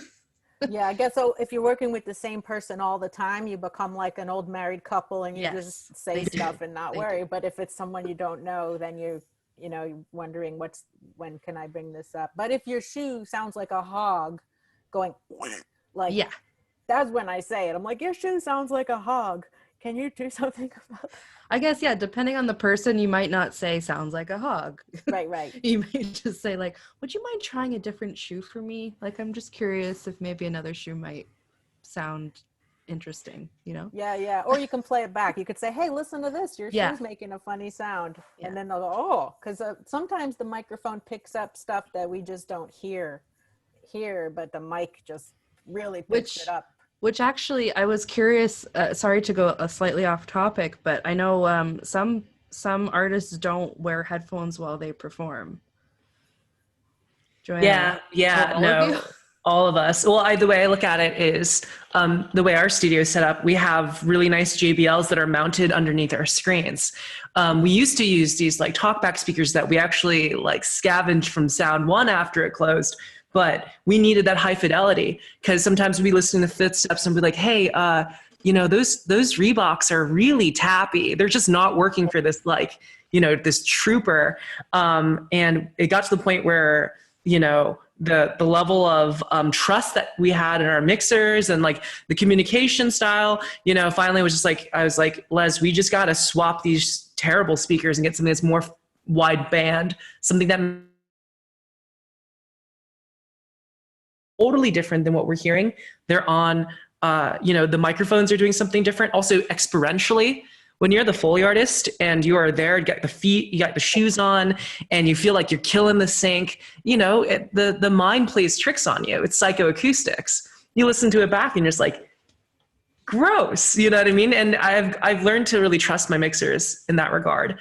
But with that being said, I don't usually like having headphones on. The only time we wear headphones on during record is if we're doing something very musical, where maybe the sync isn't exactly what's being read on screen, but rather, hey, we need our dance steps in this breakdance sequence to line up with the downbeats, or we need our shuffles to go on 30-second note, hits. That's when we'll put on the headphones and let the music inform us where our steps should land in the beat. Otherwise, yeah, we just have really nice playback speakers that we check in with our mixers. But I trust Connor, I trust Ryan. If they tell me something sucks, it's no problem. Swap the shoe out. It doesn't matter the continuity. That was a huge thing that had to break. I'd be using a prop for one sound and Ryan would be like, it worked fine for the previous shot, but now that we're closer up, it just doesn't work. And I'd be like, but what about the continuity? And he's like, screw continuity. We're here to make this shot work. And so it would be like, okay, I trust my mixer. I don't need to wear headphones to hear it myself. I believe what he's saying. I will change the prop for this slight variation. Yeah, so no headphones. Yeah, what about you, Anna and Ronnie? You do headphones ever? No, never. I used to, and it was awful. Like, it was because it was the norm. There were the people that were working here that I was kind of learning from were using them, and only much later did I realize that that wasn't the norm, and that I actually preferred not doing it. It really, like Joanna was saying, it really messes with your perception of what you're doing. And, my partner still prefers to wear them. She doesn't, because, we've kind of broken her of that, I think, finally. But she wants to hear what the mixer is hearing and how they're doing it. But if she doesn't agree with it, then it becomes this whole thing. Whereas, there's a reason why the mixer's doing what they're doing. And, so there's so many schools of thought about why yes, why no. Like, I prefer to listen acoustically because that's my line of defense of like, okay, this is what I believe works, and like, let's just hear what happens kind of a thing, instead of, only going by what my mixer says, unless they tell me off the bat, like, that's not working. And then I just change it instead of trying to argue because I'm hearing something that sounds fine on my headphones. The other problem with headphones is because you're listening at such a close proximity, you then, like, if you're not really hearing what you're doing, then you want to turn up, and then your performance gets quieter. And then if the opposite side is like, oh, you're doing something really loud, so you're like, oh, I'm going to turn this way down, or turn it way up, this and that, and it's the opposite effect. So then something that you need to do that's going to be massive and enormous or whatever ends up being really small, and you have no idea why, and it's just based on the fact that you're listening to it right here. And you can't guarantee that everybody, and definitely the people who are going to be cutting your effects or cutting your Foley, you're not going to be listening necessarily on headphones, especially in the final product, and to mix it. They're at least hopefully not mixing on headphones, but that's kind of the name of why I was like, no, I want to make sure that the acoustic part of it is playing normally for me, and I'm not going to hurt my ears. Yeah, the pros and cons for sure. I can think of two that I always think of, not being a Foley artist, but I imagine I wouldn't want to be tethered with the cable. And then if you use wireless, there's a delay, there's a latency. So until there's no latency, the wireless option is a little risky because you're hearing a delay, and then you would hear yourself and then a delay of yourself. So I guess you'd have to get used to that. And then if you use the cabled ones, you always have to worry about this cable that it might make a noise. So that's my two as the engineer side, like, oh, don't make a noise with that cable. So that's my 2 cents. What about you, Anna? Same? Oh, I would say, I mean, I've never used headphones, and because of what Ronnie and Joanna said, but also I would say for anyone who's learning or just starting to get into it, you need to be able to hear it with your ears and not rely on what's being, you'd learn what the microphone picks up by listening back, but it's so important not to do it on headphones. And also, if someone says that something's wrong from your mixer or from your recordist, then it's not anything personal on you. And I think a lot of people, I've witnessed quite a few people get quite upset over things which never need to be upset over, and you're working towards the same goal. It's never anything personal on you or your performance. Just move on and get on with it, and spend that time wisely. Making good sounds. Figure it out as quickly as you can to get the right sound and move on, and no hard feelings. Nobody, that's all. Everyone has the same goal, like you say. It's like we're not like we're go ahead.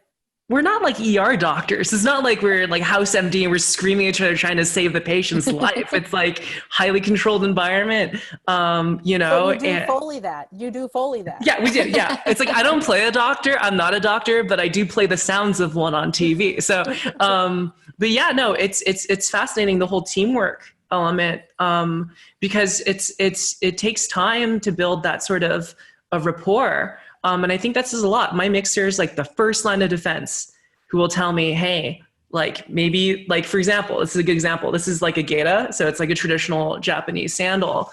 And I got it because I was like, we're doing this period piece. I want to know at least what it feels like. Maybe this will sound wrong, but I want to know at least what it feels like to walk in them. We brought them to the Foley stage and it was like, yeah, no, screw this. Let's go get the wooden clogs. That will work. It was immediate. It was just like, let me just put it on just for the flavor, just for the taste of it, just to feel it. And then it was like, this is not working. Unanimous across the board. Chuck it. Who cares that it's the real thing? Like, really? Because the audience isn't going to be the audience isn't going to sit there and be like, yes, that's exactly the real thing. Like, they're not going to do that. The audience only cares that it works to tell a story in that moment. So, and my mixer can help me achieve that. They're my personal Jesus. So. And then speaking of mixer, Chelsea, so most of the Foley artists that you work with at Footsteps, are they wearing headphones or no headphones? Everyone in Toronto wears headphones. Everyone. Every studio I've worked at, everyone wears headphones. What we do at Footsteps, it's they're kind cold of in Canada. They need to keep their ears warm. I'm just kidding. At Footsteps, it's mainly because we're all in one room. There's no separate control room from the floor. So it's a necessity that we all have headphones on. For playback, though, we do have a Genelec speaker for playback. So we do hear it on a speaker. But I think as well, like the couple times that I've gone up and tried to be the Foley artist, if it's like, a little hand touch or something, right? And I don't have the headphones on just because I've left them at my desk. I do the thing and it sounds great here. And I'm like, yeah, oh, that sounds great. And then we record it and I listen back. I'm like, oh, that's awful. So I think there is that other side of it too, where listening to the headphones, you're hearing how the microphone is picking up the sound that you're doing as well. Because it can be, and depending on the microphone and where it's positioned and everything, like, for me, if I were to do more actual performance, I would want to have the headphones on to know where I should be in position to the microphone to make it sound the way that I've already heard it performed.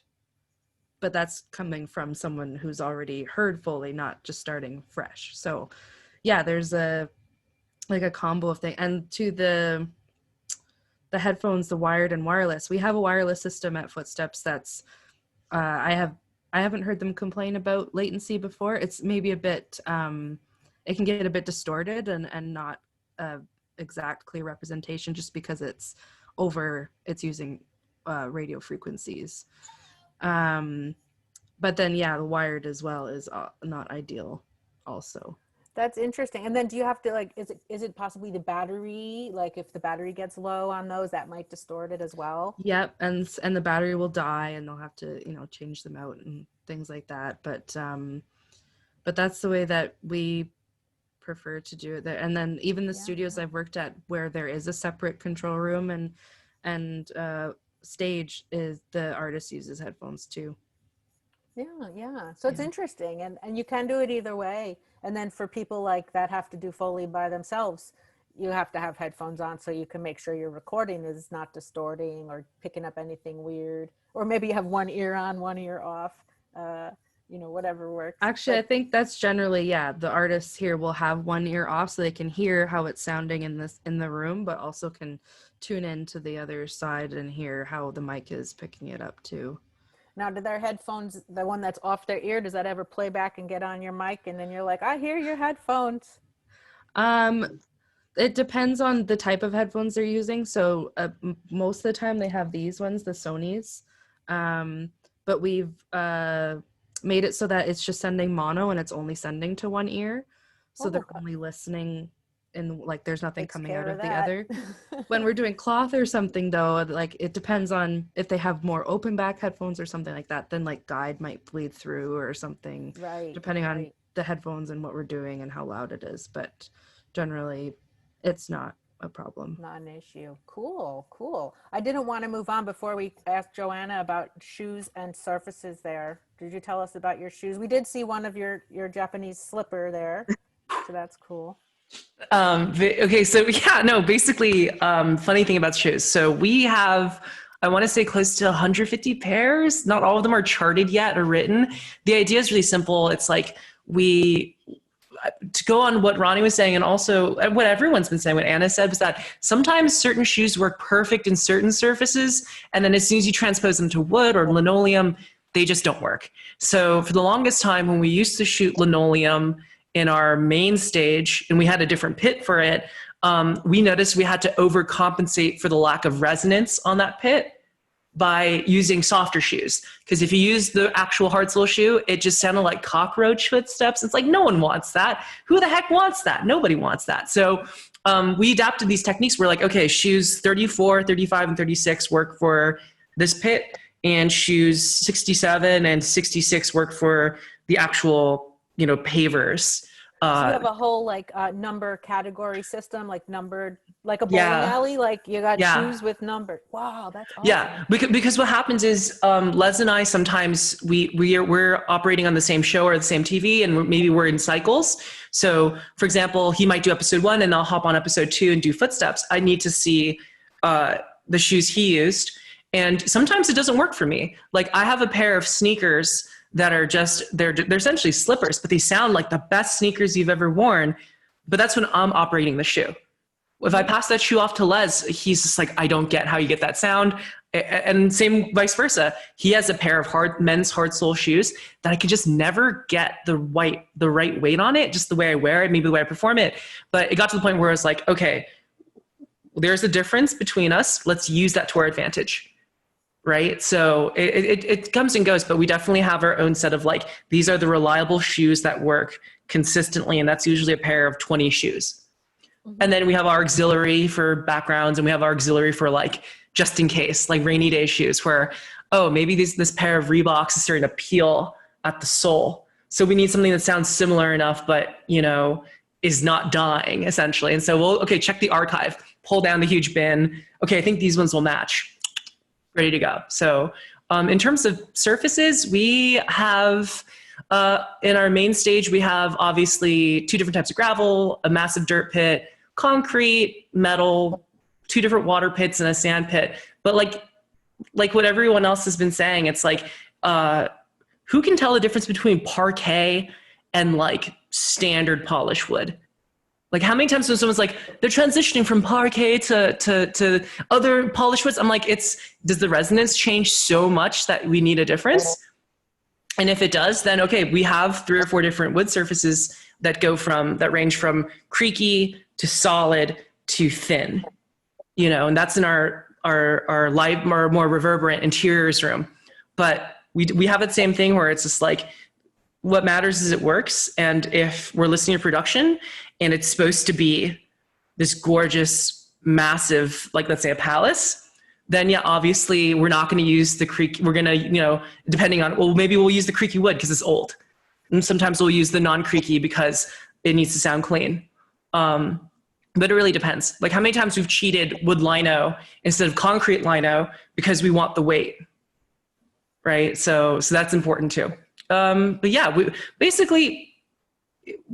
I usually tell my trainees, every rule we'll ever teach you in Foley land, you will at one point or another have to break that rule, right? They're like dogmas, like, yeah, everyone here's like, yes. It's like, yeah, well, because dogmas are the people, it's like that story about like, why does grandma put a rock in the pot when she cooks the stew? It's like, sometimes dogmas exist because of some quirk that happened years ago. And so we're constantly challenging that, and we're constantly trying to not rewrite the rule book, but like ask ourselves, are we getting something out of this? Is this worth the effort? Is it worth the time? Is it worth the difference? And if it's not, and we know we only have 3 days to hit all these footsteps, then stick to old reliable, get it done right. Yeah. That's a good advice. Yeah, if you do something and you're like, this is the surface they asked for, and this is the shoe, and you record it and you listen back and you're like, that's totally wrong. Oh, look at me over here with this, and it sounds fine, then that's what you do. You just got to do what works. Yeah. But you have all those pits, all those different things at your disposal, so you can vary your sounds, and you have more tools, more things to play around with. Yeah, we'd rather have it and not need it than need it and not have it. So we had a movie where they wanted us to shoot all the footsteps in an actual cabin, and we did it, and it sounded incredible. And we're like super happy. Okay, that's one more tool to put in the back pocket if the film has the desire or the production has the money to be like, okay, it's okay to take 5 days, go to a cabin and shoot it authentically. You know, then we're bringing in the Mac Mini and the Millennia preamps that are like this big, and you know, television screen. It's all in a Pelican case, but yeah, that's kind of just how we roll. You know, that's great. And I'll wrap this up because not wrap this up, but I want to say because of that, we were going to ask questions about remote recording, and I'm going to just summarize a little bit of what I learned without directly asking you. So you do remote recording, and sometimes you bring the picture with you and you do it live to picture, and other times, like Ronnie, you just go do it, or like Anna, you go do it and then the editor cuts it in. And Ronnie, you also do it without picture too sometimes, right? Or was that just Walter? Yeah, Did it periodically, like a very particular thing. I have one client that really likes cobblestone a lot, and so I find myself just going outside to, the brick paths and stuff to just record one, especially just a sweetener, even just to kind of help that along and kind of give him what he wants. But it's mostly done to picture. I feel like it's done a lot faster. I did have one film that was very unsuccessful in doing it that way. I think because we were just fighting some of the outside noises, the birds and stuff like that. And just because those types of things make it harder to edit. It's not that they're inherently bad. If they're in the woods, we're in the woods, it's great. But then we have this pass and it's like, well, that footstep's not in sync and now we need to move it. Oh shoot, there's a crow. And now that's going to ruin the whole take. So crow. But I have been outside recording, to picture, not to picture. I've actually run outside to when they were doing, again, for Phantom Thread, they got the specific car that's in the film. I can't remember what kind it is, but it's a very specific, only one person in California has it. So they brought it here to record. And of course they're doing all the, engine turning over and starting and stopping. And I'm literally running outside and I'm doing things like hand on the car door, getting in and out of the seat, like hands on the steering wheel, keys in the ignition, like all of the stuff that I know they're not going to get, but I know that they'll kind of appreciate having them to fill out all the places that I would need to do those things anyways. But at least that way they have it on their actual car, whether or not it was being very neat. Proactive. Good. It was being very pushy. It was being very pushy. Pushy, no, proactive. I like that. That's awesome. Wow. So yeah, so variety. And then Chelsea, have you done out of the studio Foley recording much? Just before I started at Footsteps, they had worked on Blade Runner, and I know that they did a lot of location for that movie in particular. And it was kind of the same idea, like bringing a rig and they would have the picture with them. But then, yeah, since I've been there, I mean, once in a while we'll do like, there's someone climbing a tree. So I literally went outside with Andy and he climbed a tree and I recorded him climbing a tree because that's what he does. That's great. I just keep thinking of everywhere I go, there's distant traffic and airplanes. Like I can't seem to get nature sounds without traffic somewhere. So it's impressive that you guys are able to get usable recordings without, except for that crow, without too much, interference in the background. That's awesome. Well, I have a new question that goes a little bit back to the studio, but about what mic you're using as your room mic. What are you using? This is Anna. You can start, Anna. Shotgun mic like they use on set, or something else. I know you have the U41, KM41. I'm sorry. You have, Joanna, you're using Neumann 41 shotgun. KMR 81Is, I believe. Yeah. Yes. And then Ronnie, you were talking about the Neumann, you're using the 87 that you don't like. No, we stopped using those years ago, thankfully. Funny enough, a lot of the location stuff ended up being on an AKG 414. Okay. And a pretty solid mic. I have one in here as a room mic that one mixer likes to use. The other mixer hasn't used it and actually doesn't even use the two mics for like, one mixer likes having one for footsteps and one for props. But we're trying out a new mixer now, and so we have he just enjoys just one microphone. So everybody's got their own secret sauce. Yeah, their own secret. And so Anna, what mics are you using in the studio, and which polar patterns if you combine them? Are you doing anything fancy? Tell us what you're doing fancy. I mean, again, depends. My mixer again depends on the project, and so he's very good at that. But we'll have a 416, but also like Rode NT1As, like really kind of cheaper end, but those for room, they can actually, and you can get some really nice detail, especially with cloth with those. So we've got Sherps, the CMT 5U, I think it is. Yeah, and but yeah, it just completely depends. Again, different props sound better on one mic, and then you could use that same mic and it could sound absolutely awful. So yeah. And do you make the call which mic when you're setting them up, or is that also the engineer says, oh, try the other mic?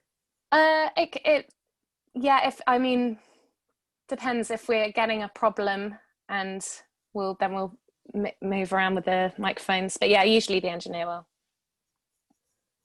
Yeah, and or both of you. It's always on both of you to make those calls as you go, right? Yeah. Awesome. I know it's getting close to 4 o'clock, so I don't want to leave anything out because everyone had such great questions. But I think we kind of got all the mic ones. Then we have questions. What's the most unexpected prop you've used? What is it, like a magical prop? What's your favorite prop? Do you have go-to props? Favorite prop that made an unexpected sound? So these are kind of batched together. Do you have a special prop that's your favorite that did something really strange and unexpected that you want to share with us? And have you used it a bunch? Is there something special in your props collection that you love? I could start with Joanna and go this way. And then Chelsea, if you have a prop too, you can tell us. Joanna, favorite prop? Oh gosh, there's so many good ones, but I think my all-time favorite, we have these pair of socks, we call them the magic socks, because Les made them for Beverly Hills Ninja with Chris Farley, because they got like actual ninja shoes, and it was just like obviously quiet. It's designed to be quiet. So he took this pair of socks, wrapped them in duct tape. They sounded perfect for that movie, and it's followed him since like 1996. So at our studio, it's just these two disgusting looking socks. But I swear to goodness that they work for like so many things. I've used them for pizza because they're crusty and kind of like they have a weight to them. I've used them for apples, like dropping apple, picking up apples. We've used them for everything. I've even seen Les actually put it in his mouth, and I'm like, what are you doing? It's from 96. You're gonna, long story short, it's just one of the weirdest little things, and it's always staying there. And we've used it for so many different sounds, spreading jelly on toast, crusty old duct tape covered sock. It just worked. And then there's parts of where the duct tape's peeled off, so you can still like get those things in there. But it's like the nastiest, smallest thing, but it's a godsend. Then I don't have to go buy real pizza, for the pizza slices getting put down on a paper plate. You get all the crispiness and the grit to it. But yeah, I'd say that's my favorite prop. That's awesome. I wish I know, wish they could just like see that right now and play around with it and make the pizza sounds on these crusty socks. I would definitely want to try that. That's a good one. Thanks, Joanna. Anna, do you have a unexpected favorite prop? I mean, again, it's so many things to choose from. But I love using, again, with layers. I'm always layering. So for putting things on a table or anything like that, I always will use the parquet floor as like a sweetener to either, you can use it to get weight if you're using something quite dull. So like a phone book down on that to add like a dull bassy tone, or yeah, it can just really bring out some high frequencies that you wouldn't get from a table. But I mean, that's quite boring compared to Joanna's. It's your floor that you're using as like a table to give you a sweetener for sound. Yeah, as an ad. So never just that by itself, but as an ad to really fill it out. And we've used that and we get such good feedback for it. But then there's also, we've got lots of old preamps. We've got use that for a phone because it's just got the right sound. There's so many little favorites. I think I could spend hours talking about them. It would be a good coffee table book to get everybody's favorite prop. Oh wow, that's cool. Yeah, I can only imagine. And so the thing about Foley is so many times it's the thing that you're hearing is not the thing. It's always something else that sounds like the thing. So we don't actually know what the heck you guys are doing. Chelsea, right? We don't know what they're doing on the other side of the glass. We just record it and we tell them if it sounds off or on, but like don't always know what you used. No clue. So thank you for that. And Ronnie, do you have a favorite prop, an unexpected prop that surprising that you like? I have a lot for each, there's usually one in each film that have surprised me, right? Something that I've used that I'm like, no way, I can't believe that worked. That's so weird. Almost always the one that comes back to me just because I have yet to find what it doesn't work for is a head of cabbage. And it sounds really weird and everyone says, okay, yeah, it sounds good for this and this. But I think that one of the reasons why I like it is because, yeah, it can go a little literal for, horror kind of stuff. I had some disemboweling and it was really, everybody knows all the really cool gushy stuff or whatever, but to get that kind of really nasty, fleshy ripping and some of all of that stuff, you need something that isn't, and I don't mean meat, everyone wants to punch a turkey or do something like that and it doesn't sound good, it's not enough, it's not whatever. But I can tell you on Star Wars episode 9, there's the big serpent thing that's injured and there's some force healing, and a lot of the layer of that was like a bunch of cabbage, kind of a lot of manipulation. You really have to kind of dig deep and get all the kind of layers in there. It's something that's very complex simplicity, because it's like you get a lot of this kind of texture in there without it being overly busy. And I recently, in Witches, one of them she takes off her wig and she's got this nasty, scabby, crusty skin underneath there. They have all these sores. So one layer was just some baklava, for some really nasty crustiness. And then, another one that's kind of gushy, but I wanted something to marry the two, right? Because one of them's kind of dry and one of them's kind of wet, and she's picking at it. And so it's just the peeling of the cabbage was that visceral kind of silliness. And I've used it for a number of things that weren't kind of wet and goopy, but just needed some weird, some fluttering petals, a whole series of fluttering petals of flowers everywhere. And those are the kinds of things that really surprised me. It just in that, like, if I'm kind of unsure and it's something that might be even a little bit organic, I'll be like, what can this cabbage do for me? And and more times out of not, it's worked. I mean, you know, even in things that, you know, are dry or anyways, it's always surprised me, and it makes me laugh every single time. That's awesome. And so it's the versatile cabbage. Oh, cabbage. And do you like bring a cabbage head to every work day? Oh, almost. Like, there's usually a butternut squash that lives on the stage until it gets truly nasty, because that's also a versatile prop. Mm-hmm. But you know, the produce, things like that, sure, you know, we'll go out and get a number of different things for, you know, specific stuff. And I won't always have a cabbage on hand, but if I do, I'm always going to bring it out just in case. I mean, that's great. And you're talking about a raw cabbage, and the weight of those too, if you drop one, it really sounds, it's like someone's head fell on the floor. It's very heavy if it's just the whole cabbage. It for that, funny enough. That's what I use the butternut squash for. That once the head dropped, squash. Yeah, that's good stuff. But I And mean, the baklava sounds disgusting. Yeah, I wouldn't put it past it. On the mummy, there was also like a lot of dry, the direction I got was dry, stretchy, and painful. And so I was like, okay, I got you, no problem.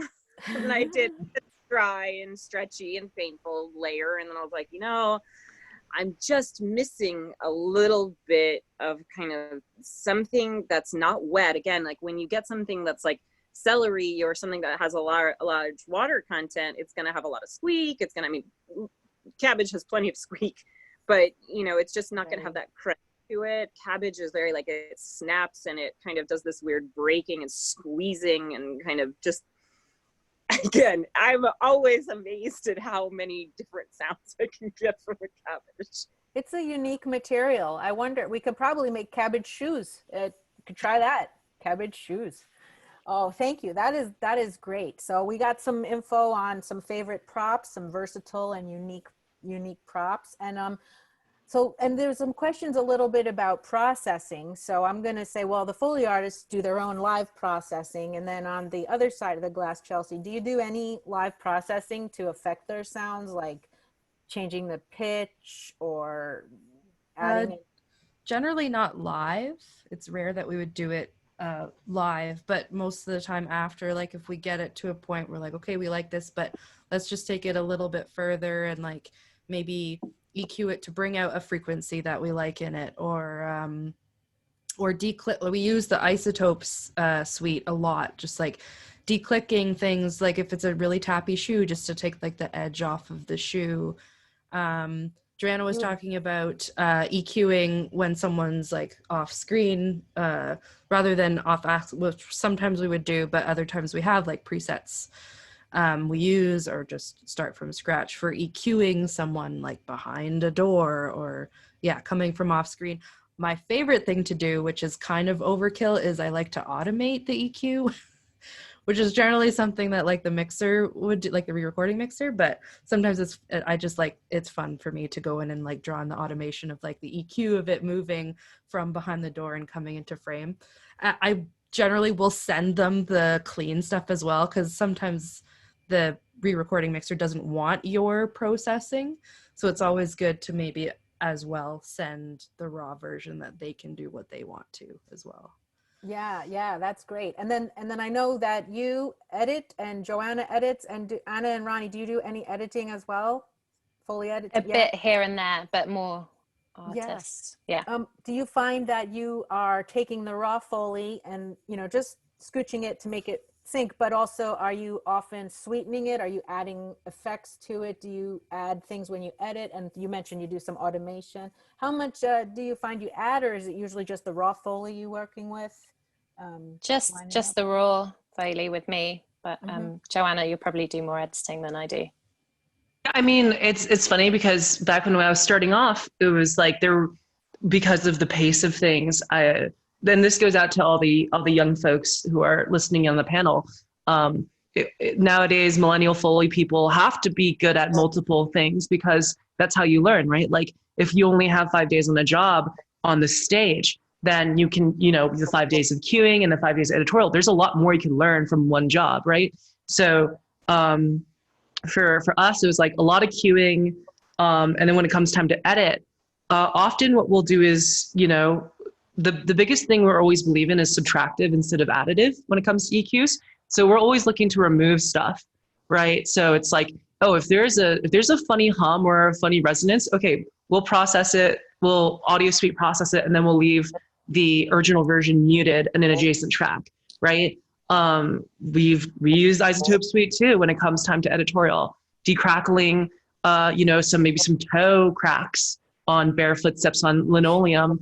There's a bunch of things we could do, but the biggest thing we always say is we always want to be subtracting stuff. If something needs to be heavier or bassier or needs to be performed with more like oops, that's not really something you do with editorial, you know. And we're on a Foley stage, like we're my editors are working in a bay less than 20 feet away on headphones downstairs or on speakers.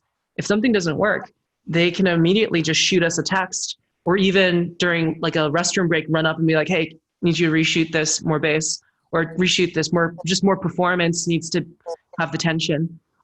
So we do that. And then, yeah, we try not to sweeten too much by like adding low frequency. We just find it just doesn't work. It gives the illusion of extra bass, but if it's not there in the performance, then it's really not there. You know what I mean? I think everyone here knows what I mean. Like if you really need something to punch, it's hard to use compression and make something punch harder. But you could certainly use compression to remove like high frequency ticks. You could use like a multi-band compressor.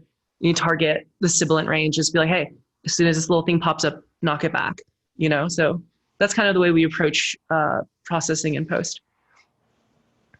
Thank you. Yeah, and also I'm thinking just layering too, like Anna mentioned a bunch of times, and that you're providing layers of sound to create the whole. So Joanna, we call those go backs sometimes. If the editors say like that's not bassy enough, do it again.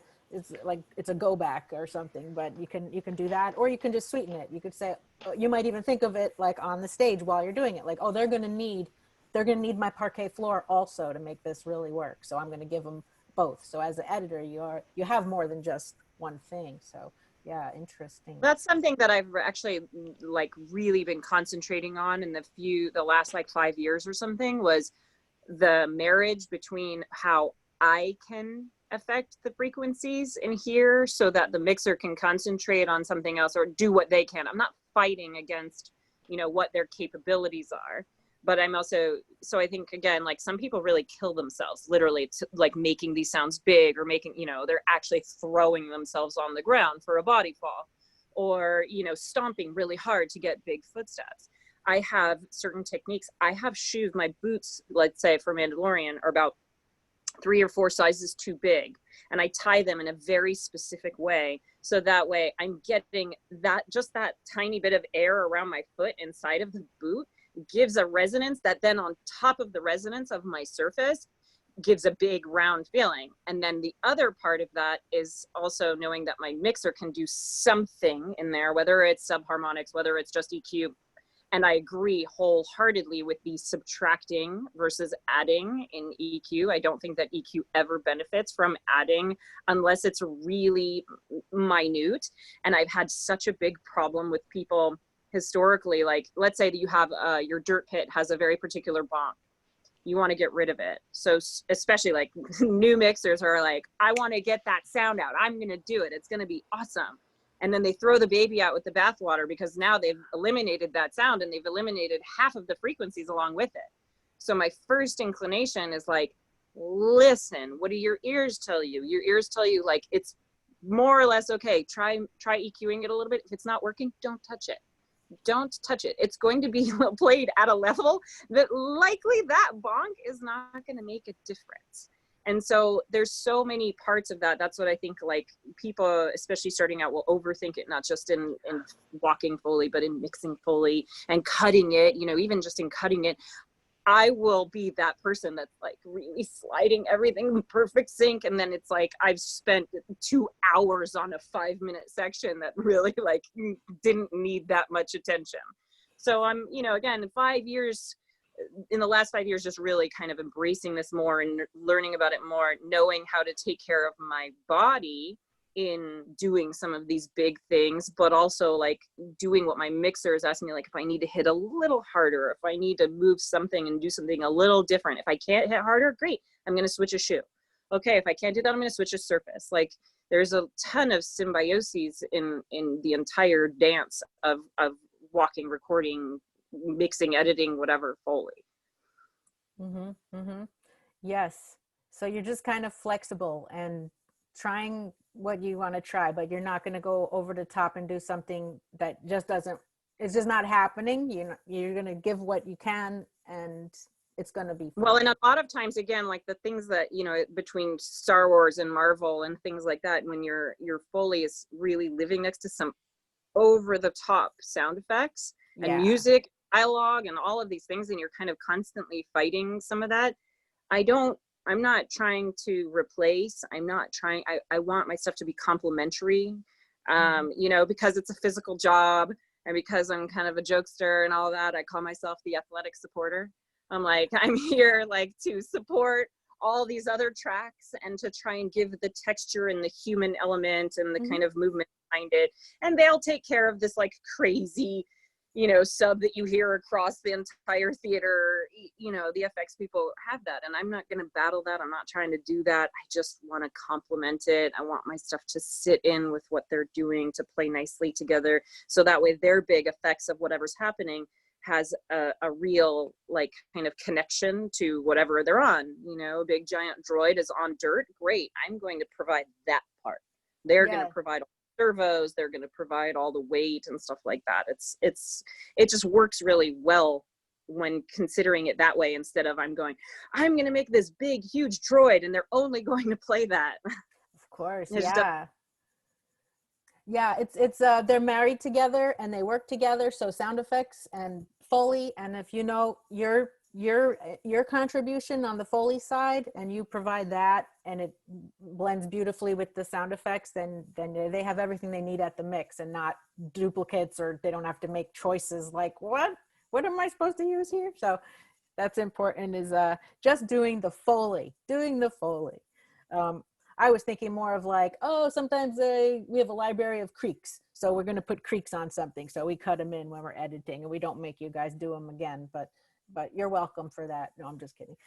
So I'm gonna go on, because I segue a little bit into starting, because you were saying 5 years and starting, and you know, we overcut, you work on something for a long time, and then you're like, what did I just do? And it doesn't even matter. So talking about questions people had about getting into the business.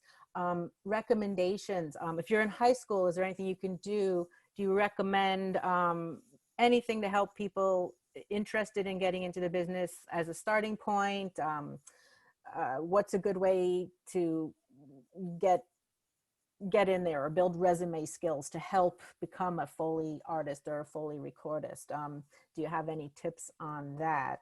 And I'm going to tack on a little extra bonus to that of being woman in the industry, and how does that play in? Did you have any obstacles or things that seemed like, oh, that's not ideal? Is that changing? Was that an obstacle? And can you make any recommendations for women that are trying to get into the business now? So that's a many faceted question. So I'll start with Chelsea, just because I'm looking right at her, and then we'll go around. Sure. I mean, a lot of people that I know, myself included, have kind of just fallen into Foley, and it was more so kind of just about being at the right place at the right time. And I would say like half of it, no matter how much technical knowledge you have, if you have a shitty personality, no one wants to work with you. So like half of it is just being like a good person and being nice and respectful and like respecting people's time. You know, if you have the opportunity that someone gives you, like, yes, you can come in and hang out, like be quiet, pay attention, take your notes, and then ask your questions at an appropriate time. Like little things like that will make you stand out, because the people that come in like bullheaded and like, oh, I know what prop you should use for that sound, those are the people who we don't want back. So yeah, I think a lot of it is in your personality and finding the connection, because there's no real program, at least in Toronto anyways, for like, there's no kind of mentorship internship type thing. You just kind of connect with someone and they bring you under their wing. So it's on you to kind of reach out and network with people. Yeah, those are good tips, definitely. And that's for anything in the industry. There surely will be people that maybe aren't the nicest people that you meet along the way that have good jobs, right? But if you're starting out, like, that's number one. If you're not a likable, then why would somebody want to mentor you? So thank you for that input. And listening is key. That's good. Okay, we'll go to Joanna next. I mean, my goodness, that was like a really great piece of advice, Chelsea. Like, be nice, because it's like, at Alchemy, we'd rather work with somebody who shows potential in the form of listening to notes and, having a thick skin and like not taking things personally, and just, there's plenty of big egos in the film industry. Our job is to get through the day and make some really beautiful sounds, right? And that can be a very enjoyable process, or can be a very grueling process. But the big thing I always tell people, especially if you're young, if you're like in high school, it's like, stay flexible and listen. Like, don't just listen to the sounds you do hear, because you always hear the Foley artist advice is always like, I'm listening to everything at all times. It's like, that's cool. Yes, do that. That is bar none your primary job. But also listen to the sounds you don't hear, in the sense of like, what are some sounds that you take for granted in a movie that straight up don't exist in real world, like those non-sounds, because that's really where the clever and difficult riddles of Foley is. And the last thing is, listen to people's stories. Like, the way Foley is nowadays is you have to so quickly get ready to perform as such a wide variety of characters. Foley isn't just persons walking four steps and they're angry and they're going from screen right to screen left. Like, it's not just rote performance. It's personifying the character and embodying them. And sure, at the worst case scenario, the Foley gets muted. At the best case scenario, the Foley's played back and the performance truly matters. But you can't be complacent. So the thing I always tell people is, listen to other people's stories, listen to their life experiences, get something from it, even if it's not something acoustic, even if it's something emotional or empathetic. You have to let your art guide your development and your worldview as a human being. So if you're in high school, you don't know if you're going to be a Foley artist or a sound effects editor or a backgrounds editor, you don't know if you're going to be a musician or not, that developing your worldview through your art is the most sustainable utility advice I can give you. That's really good advice, sort of holistic, just your worldview and your art and working it all together. Thanks for that, Joanna. That is great. All right, Anna. I mean, really great advice. But I would say, especially like when the way I learned was, you were saying about resources and stuff. There's so much out there. We're so lucky today of having the internet and you can access anything. And there's so many interviews with people. There's so many good books, like, about just sound in general in film. And that's so important to know about, because you do need to know about a little bit about atmospheres and what your Foley's going to be put into an atmosphere track. You need to know the frequencies that are going on there, the ones that are going to hide away all your Foley, or, when you're coming to editing, what's going to be left in, what's going to be taken out when you play those tracks on top of it. But also when you're learning, listen, take notes again, but also if you start doing shorts, which I'm sure that's how a lot of people would work, be prepared to work late in the night or early in the morning when the studio is empty. You need to do that. You need to put that time in, and also ask questions. There's some people that I've seen, start their career and say, oh, so do you need any questions about something? No. It's like, I mean, we're all still learning. It's not a job that you are qualified for and that's it. You can be good at it, but you're learning every day. You're learning something new. Every project is different. So if you know everything at day one, then I think you've got to scale back and maybe approach it in a different way. But yeah, I think that's important. Yeah, that's great. That's great info. Is that, yeah, get on, do some shorts when they let you use the studio late at night, you know, get your chops, practice, hone your craft, and ask questions, because that's how you learn. You can reinvent the wheel yourself. It'll just take a lot longer if you have access to someone like Anna and she's willing to answer your questions. Ask her your questions, because you'll get so much. I learned so much from the internet just over this summer of the pandemic. I could have been taking a vacation, but instead I was like going to Zooms and listening to people talk and meeting new friends. And I mean, that's because I'm who I am and that's what I wanted to do, but I'm not saying you have to do that. But anyways, it's amazing how much is available out there that you can find before you get started. So thanks for that. And Ronnie, advice, getting in the biz. Definitely a good attitude. Know that you will do stuff, you know, that's not like, again, late nights or doing stuff. I worked night shifts for years. Here I worked double shifts for years, which is why I fell asleep during the cloth pass. So I mean, what's funny is that, like, I feel like women telling women advice is kind of silly, because we are all naturally inclined to work hard and to be driven, because we're constantly being given the message that we're not, you know, it's not that we're not good enough, but that to question ourselves and to question our work ethic, or to question if we're doing the right thing or if we're good enough or whatever. And one piece of advice my husband gave me when I first started, and I was dealing with a lot of BS, which I still am, but he said, do good work and keep your nose clean. So do the good work, try hard, always. There's no complacency, there's no room for any of that. And then don't get sucked in with the drama, any sort of drama that happens, because it will happen.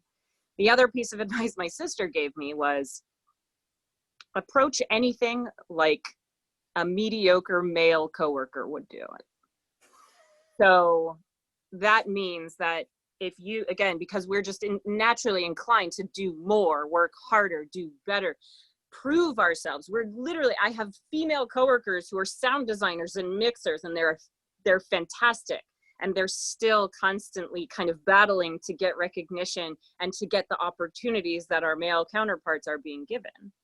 So just whatever you do, don't question yourself. It's the right thing. Even if you mess up royally. One of my internships, I fried a client's hard drive. That was fun. Whoops. Another time I made a decision and it was the wrong one. I've had the internships where, you know, the studio owner said incredibly inappropriate things to me. I've had, you know, male Foley artists tell me I prefer to work with a woman. I've had, you know, sound designers tell me you can't do heavy footsteps for men. You know, meanwhile, I was doing Captain America's footsteps when I was 7 months pregnant. So I never question my capabilities. And I remember that was something that was brought up in our questionnaires before about, like, what's something that you were kind of, you know, something that's always been questioned or you weren't ever sure of, is something that you're stumped. If you ever been stumped on a sound, and it happens a lot. It's not that I'm some know-it-all and I've been doing this for so long and my career is just so storied and I've got awards or whatever. I am constantly questioning my own capabilities of making the sounds that I want to hear, that what my clients want to hear, that, you know, are good, or things that I can stand behind. And so, you know, those are the types of things I will always have, but I have to consistently remind myself that I'm perfectly.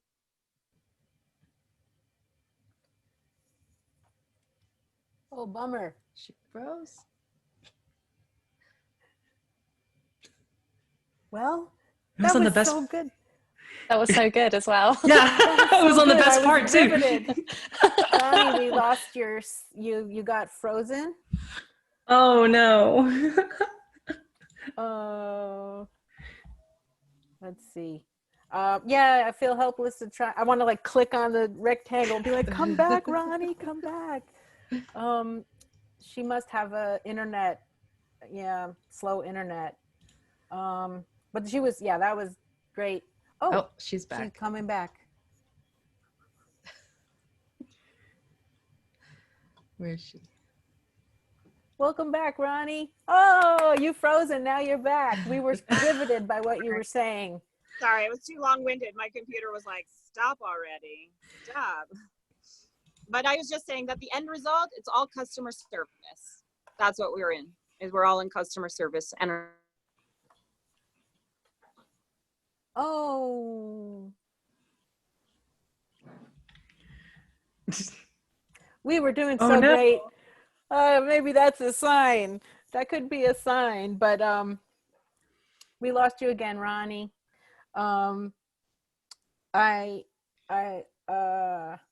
Maybe you'll call us back. When she comes back, I will be happy to hear the rest of what she was saying, because it was riveting and really, really great. And I think that's a good thing to just. Oh, here she comes again. I think, worrying about your client. You have to do what your client is asking you to do, because if you just go rogue and do whatever you want because you're just having fun, like, this is a fun job, right? But like, it's work, and we have to provide, we have to deliver what they're asking for. So that's very, very important. that's craziness. Are you back, Ronnie? She froze again. Yeah, it could be the Death Star is coming close to the planet. No, I'm just kidding. Oh my. All right, I hope it comes back. That's a bummer. Okay, we'll try again. Hey, Ronnie. But one other thing I just wanted to throw out there. Hey, Ronnie, are you frozen? I don't think so. Yay! She's totally moving. So you got chopped off. You were telling us awesome stuff, and I think the last thing you were talking about was that you have clients, that they're your clients, and then you froze. So if you want to wrap up, because we were riveted. I was just saying that it's all customer service. That's all we do is customer service, and that we're all here to, clients are paying us, and one of the things that is really important is not to have your client lose faith in you. And so early confidence is key. I send off samples right away to get everybody's approval and to make sure that everybody's on the same page and that everybody knows what we want. That's not as far as like kind of joining. I think that starting just, I also think, while not to be technical about stuff, that people getting into it should know about signal flow, about, actual really understand audio before kind of starting, just because I've seen other Foley artists not be so inclined, and it's just to their detriment that they don't understand, frequencies. They don't understand what to ask for. Hey, I need a little more top end on this, or hey, can you bring out the lows? And it's like, there are no lows to grab, those kinds of things that are really important to kind of just have a basic understanding of.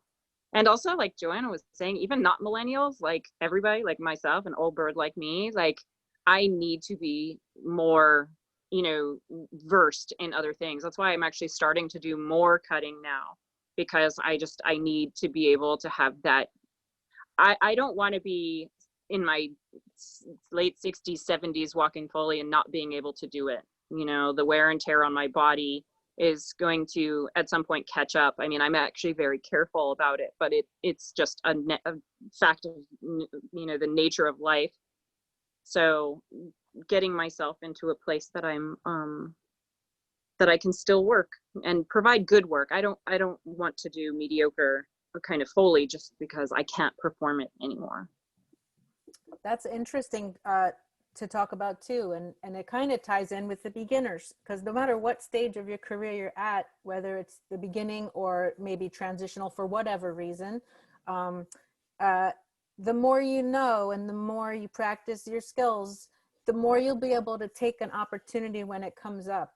Even if you're a Foley editor and all of a sudden somebody needs you to edit some music, like, you know how to use the stuff and you understand it. So just the more you can learn about all of it, how to use Pro Tools, understanding the signal flow, how does the microphone, where does that sound go? I make a footstep, how does it get to the computer?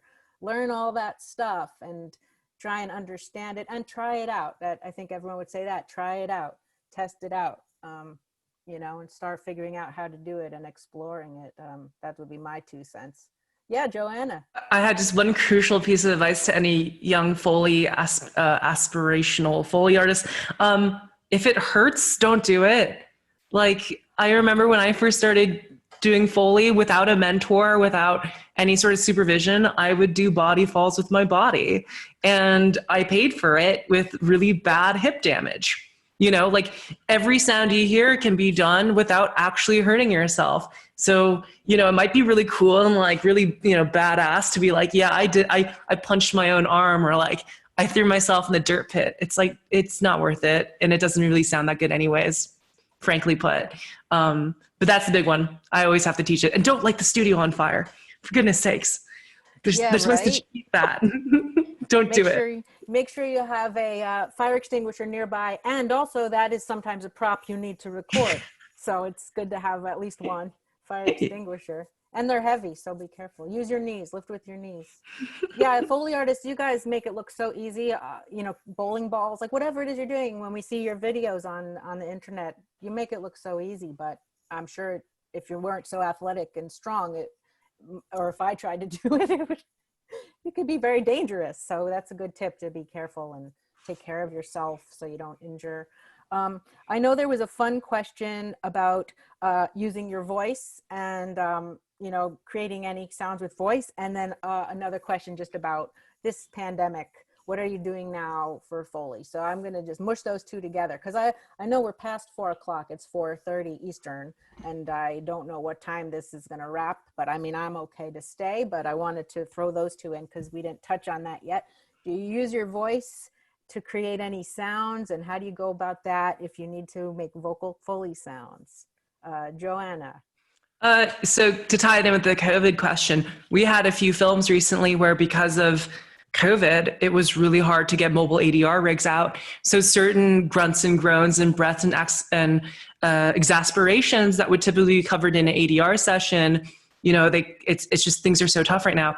But I've been known to do breathing, monster vocals, all that stuff. The key I always tell people is listen to the vocal performance of the actor before and after that sound.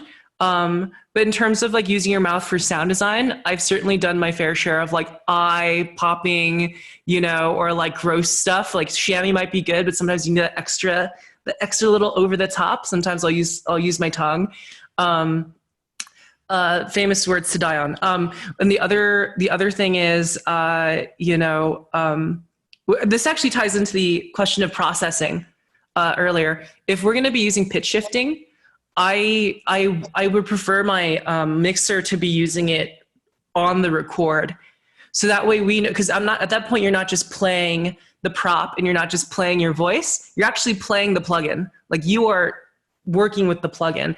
And if you do it dry and you didn't do the pitch shift the day of or the moment you recorded it, sometimes when you apply the pitch shift, it does not work.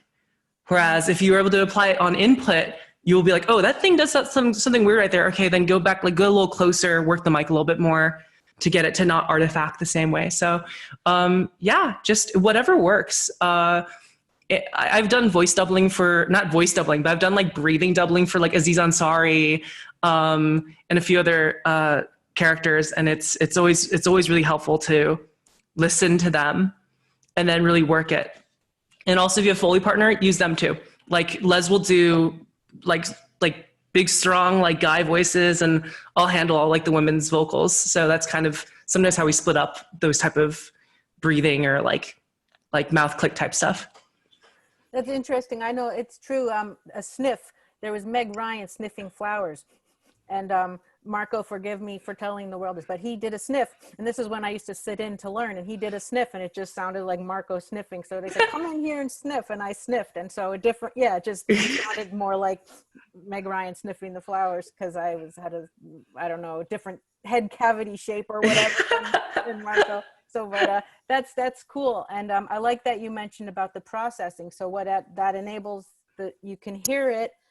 If you're trying to be a scary bear or something, you're not just imagining what it's going to sound like later. You're actually running it through the processing while you're doing it, so you can gauge if it's going to work, rather than leaving it for later when it might not work. That's great info there. Thanks, Joanna. So Anna's here, and then Ronnie, and then Chelsea. Anna. With vocalizations, not so much ADR things. I mean, maybe the odd sniff if it is needed as a spot or a spit or something like that. But yeah, only with maybe like animal sound, like as if a cat is lapping up milk, then we'll do the bowl and do that, and then we'll do add on to the lick sound, because that has its own sound. And yeah, it's just things with stickiness. You can get that with mouths and things like that. But with COVID, we've got quite a small studio, so it's only one person in allowed. So we've been taking it in turns, me and Kat, who's the other artist at Boom, and recording ourselves and doing all that, which, yeah, takes a bit longer, but it's what we need to do. So and it's nice after you've been, so we've had some breaks, and I was furloughed for a bit and went back, and I just did a Western this week, and I bloody love a Western, best sounds. So that was nice. It was, and recording yourself, and at the end of the week it's like, yeah, did you do the coconut shell hooves? No hooves, actually, no hooves, but yeah, I loved it. And yeah. And so you're recording yourself, so you have the controls and everything on your side of the glass to record your cues? We actually, similar to Chelsea, we have the Foley mixer in the room, in the same studio. So that's why we didn't have a mixer, because it would be the same space. Right. Which also helps, I find, with communication. So once you've built that relationship up, it makes the day so much easier. You have your own little code, which probably will make no sense to people, but yeah. It's a good way to work. Right. All right. Well, thank you for that. And then Ronnie, vocals and pandemic. Vocals, not so much. I've done a couple like kind of snoring or something cues for, an animation or, things like that. I've kind of thrown some in for fun with my editors, like just kind of like a good Easter egg, let's say. I think there was a couple, like there was a wolf head turn in some film, and I kind of went, and it was just kind of just for fun. Like, obviously it wasn't going to be played, but it made me laugh. And of course, if I'm not having fun, it's not worth it. That's fun. Some of the vocalization stuff is very much like Anna, where we're kind of doing like tongue licking kind of eating cues. There's actually quite a lot of eating in actually in a number of films that we've done, whether it's animal or human. Some of the things that we've done also, like using, like Joanna was saying, is using my mouth as like an alternative to the wet chamois or the fruit or something. It's just kind of a different element. Actually, the latest SpongeBob movie has so much of it because his tongue is flapping out of his mouth the entire movie. So there is a lot of like, all of that kind of stuff. Obviously not like that, because that's a little too vocalization. But as far as COVID, we have a really nice big room, but Disney has decided that it's not comfortable having both of us in here. So we're now working one at a time. You can kind of see the mixing booth back behind the window has its own entrance. So my mixer is able to have their own path and everything into their room, and I have my own path into my room. There are a lot of protocols on the ranch as far as, we get our temps taken. We have to wear masks the entire time. I honestly have not been upstairs in, since February or something. I'm in the basement, so I just kind of come from the garage into here and go home. So things are a little different in kind of how we're working that way. Other than that, it's relatively normal. It's definitely difficult to only be working part-time. So I'm trying to actually now set up recording from home. And I have a few clients, and with some kind of indie films that it's desired. They like that stuff.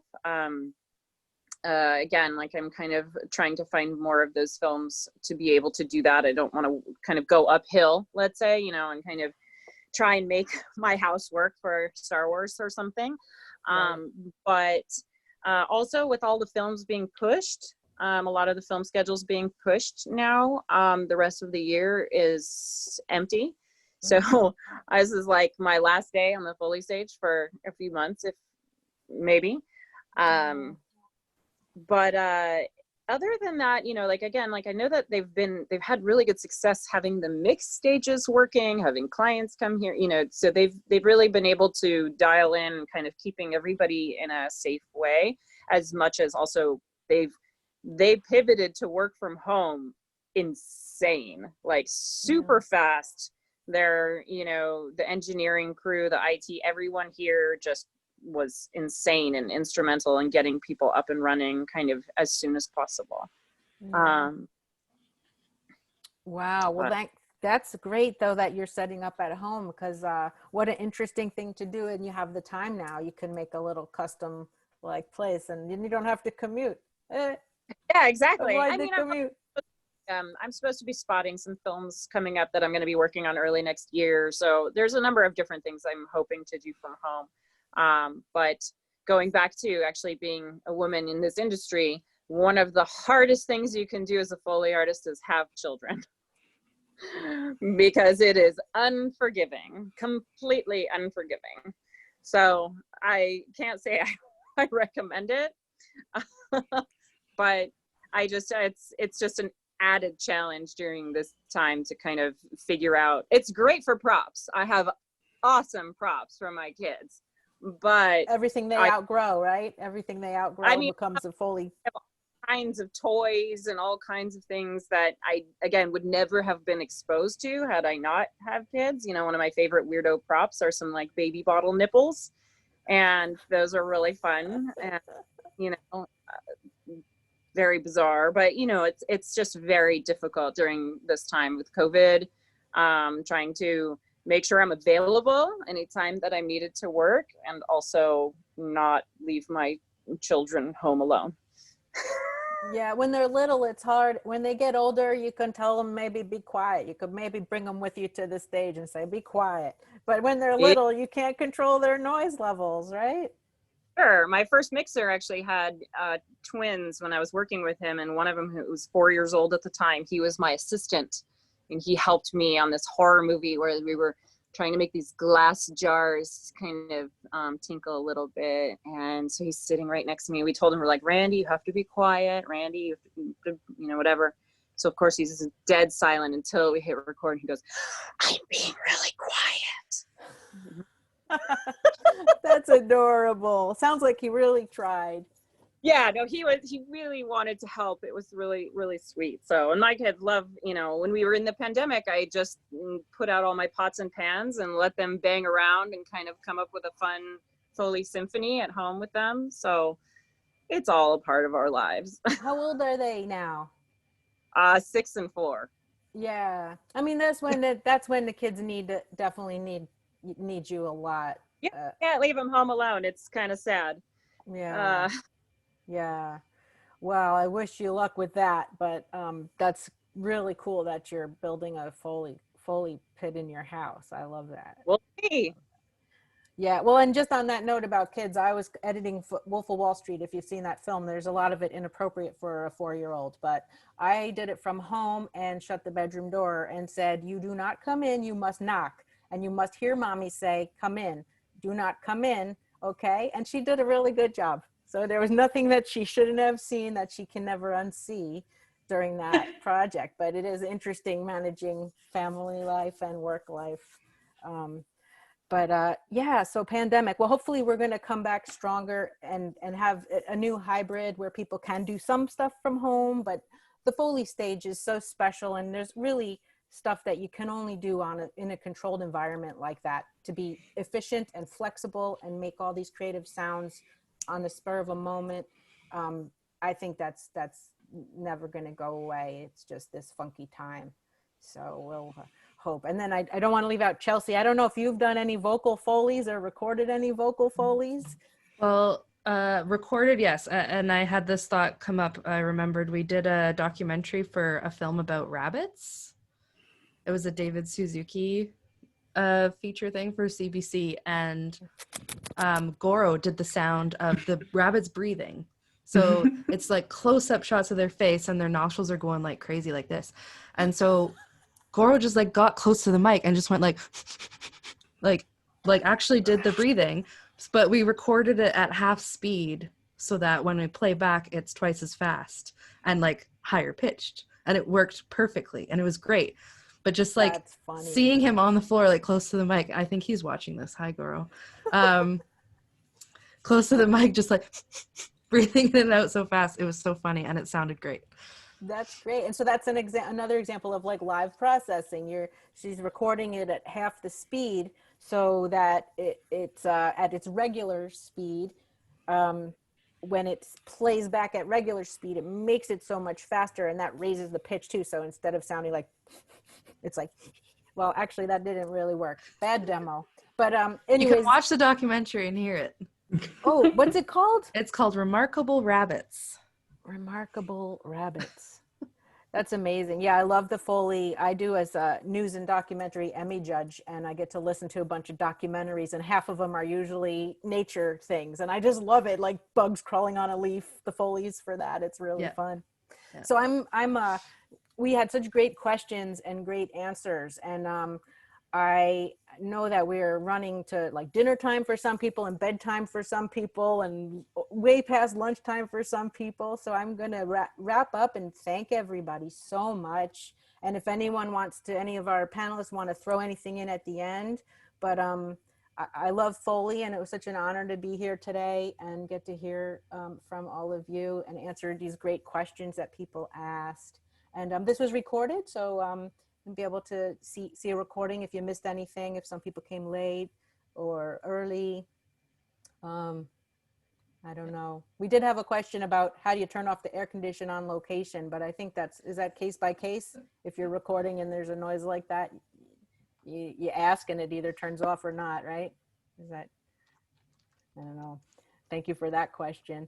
Yeah, well, I'm terrible at goodbyes. I didn't tell you guys that when I agreed to do this, so I'm just going to sit here until someone tells me to go somewhere. Thank you so Thanks much. for hosting, Jamie. Yeah, thank you, Jamie. And thanks to Carrie for putting this together. I feel like it's such a wonderful opportunity to meet you all and let people see a little window into the world of Foley women.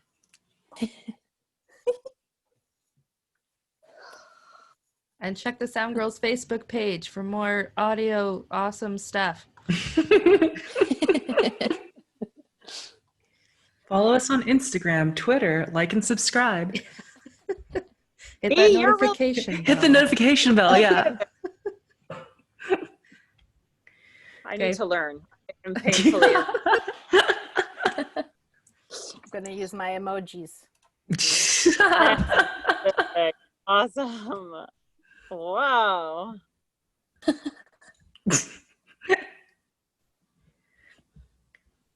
Oh my goodness. Wow. Yay. Okay, thanks everyone. All right. Thank you. Bye. Take care. Thanks. Bye. Bye, everybody. Bye.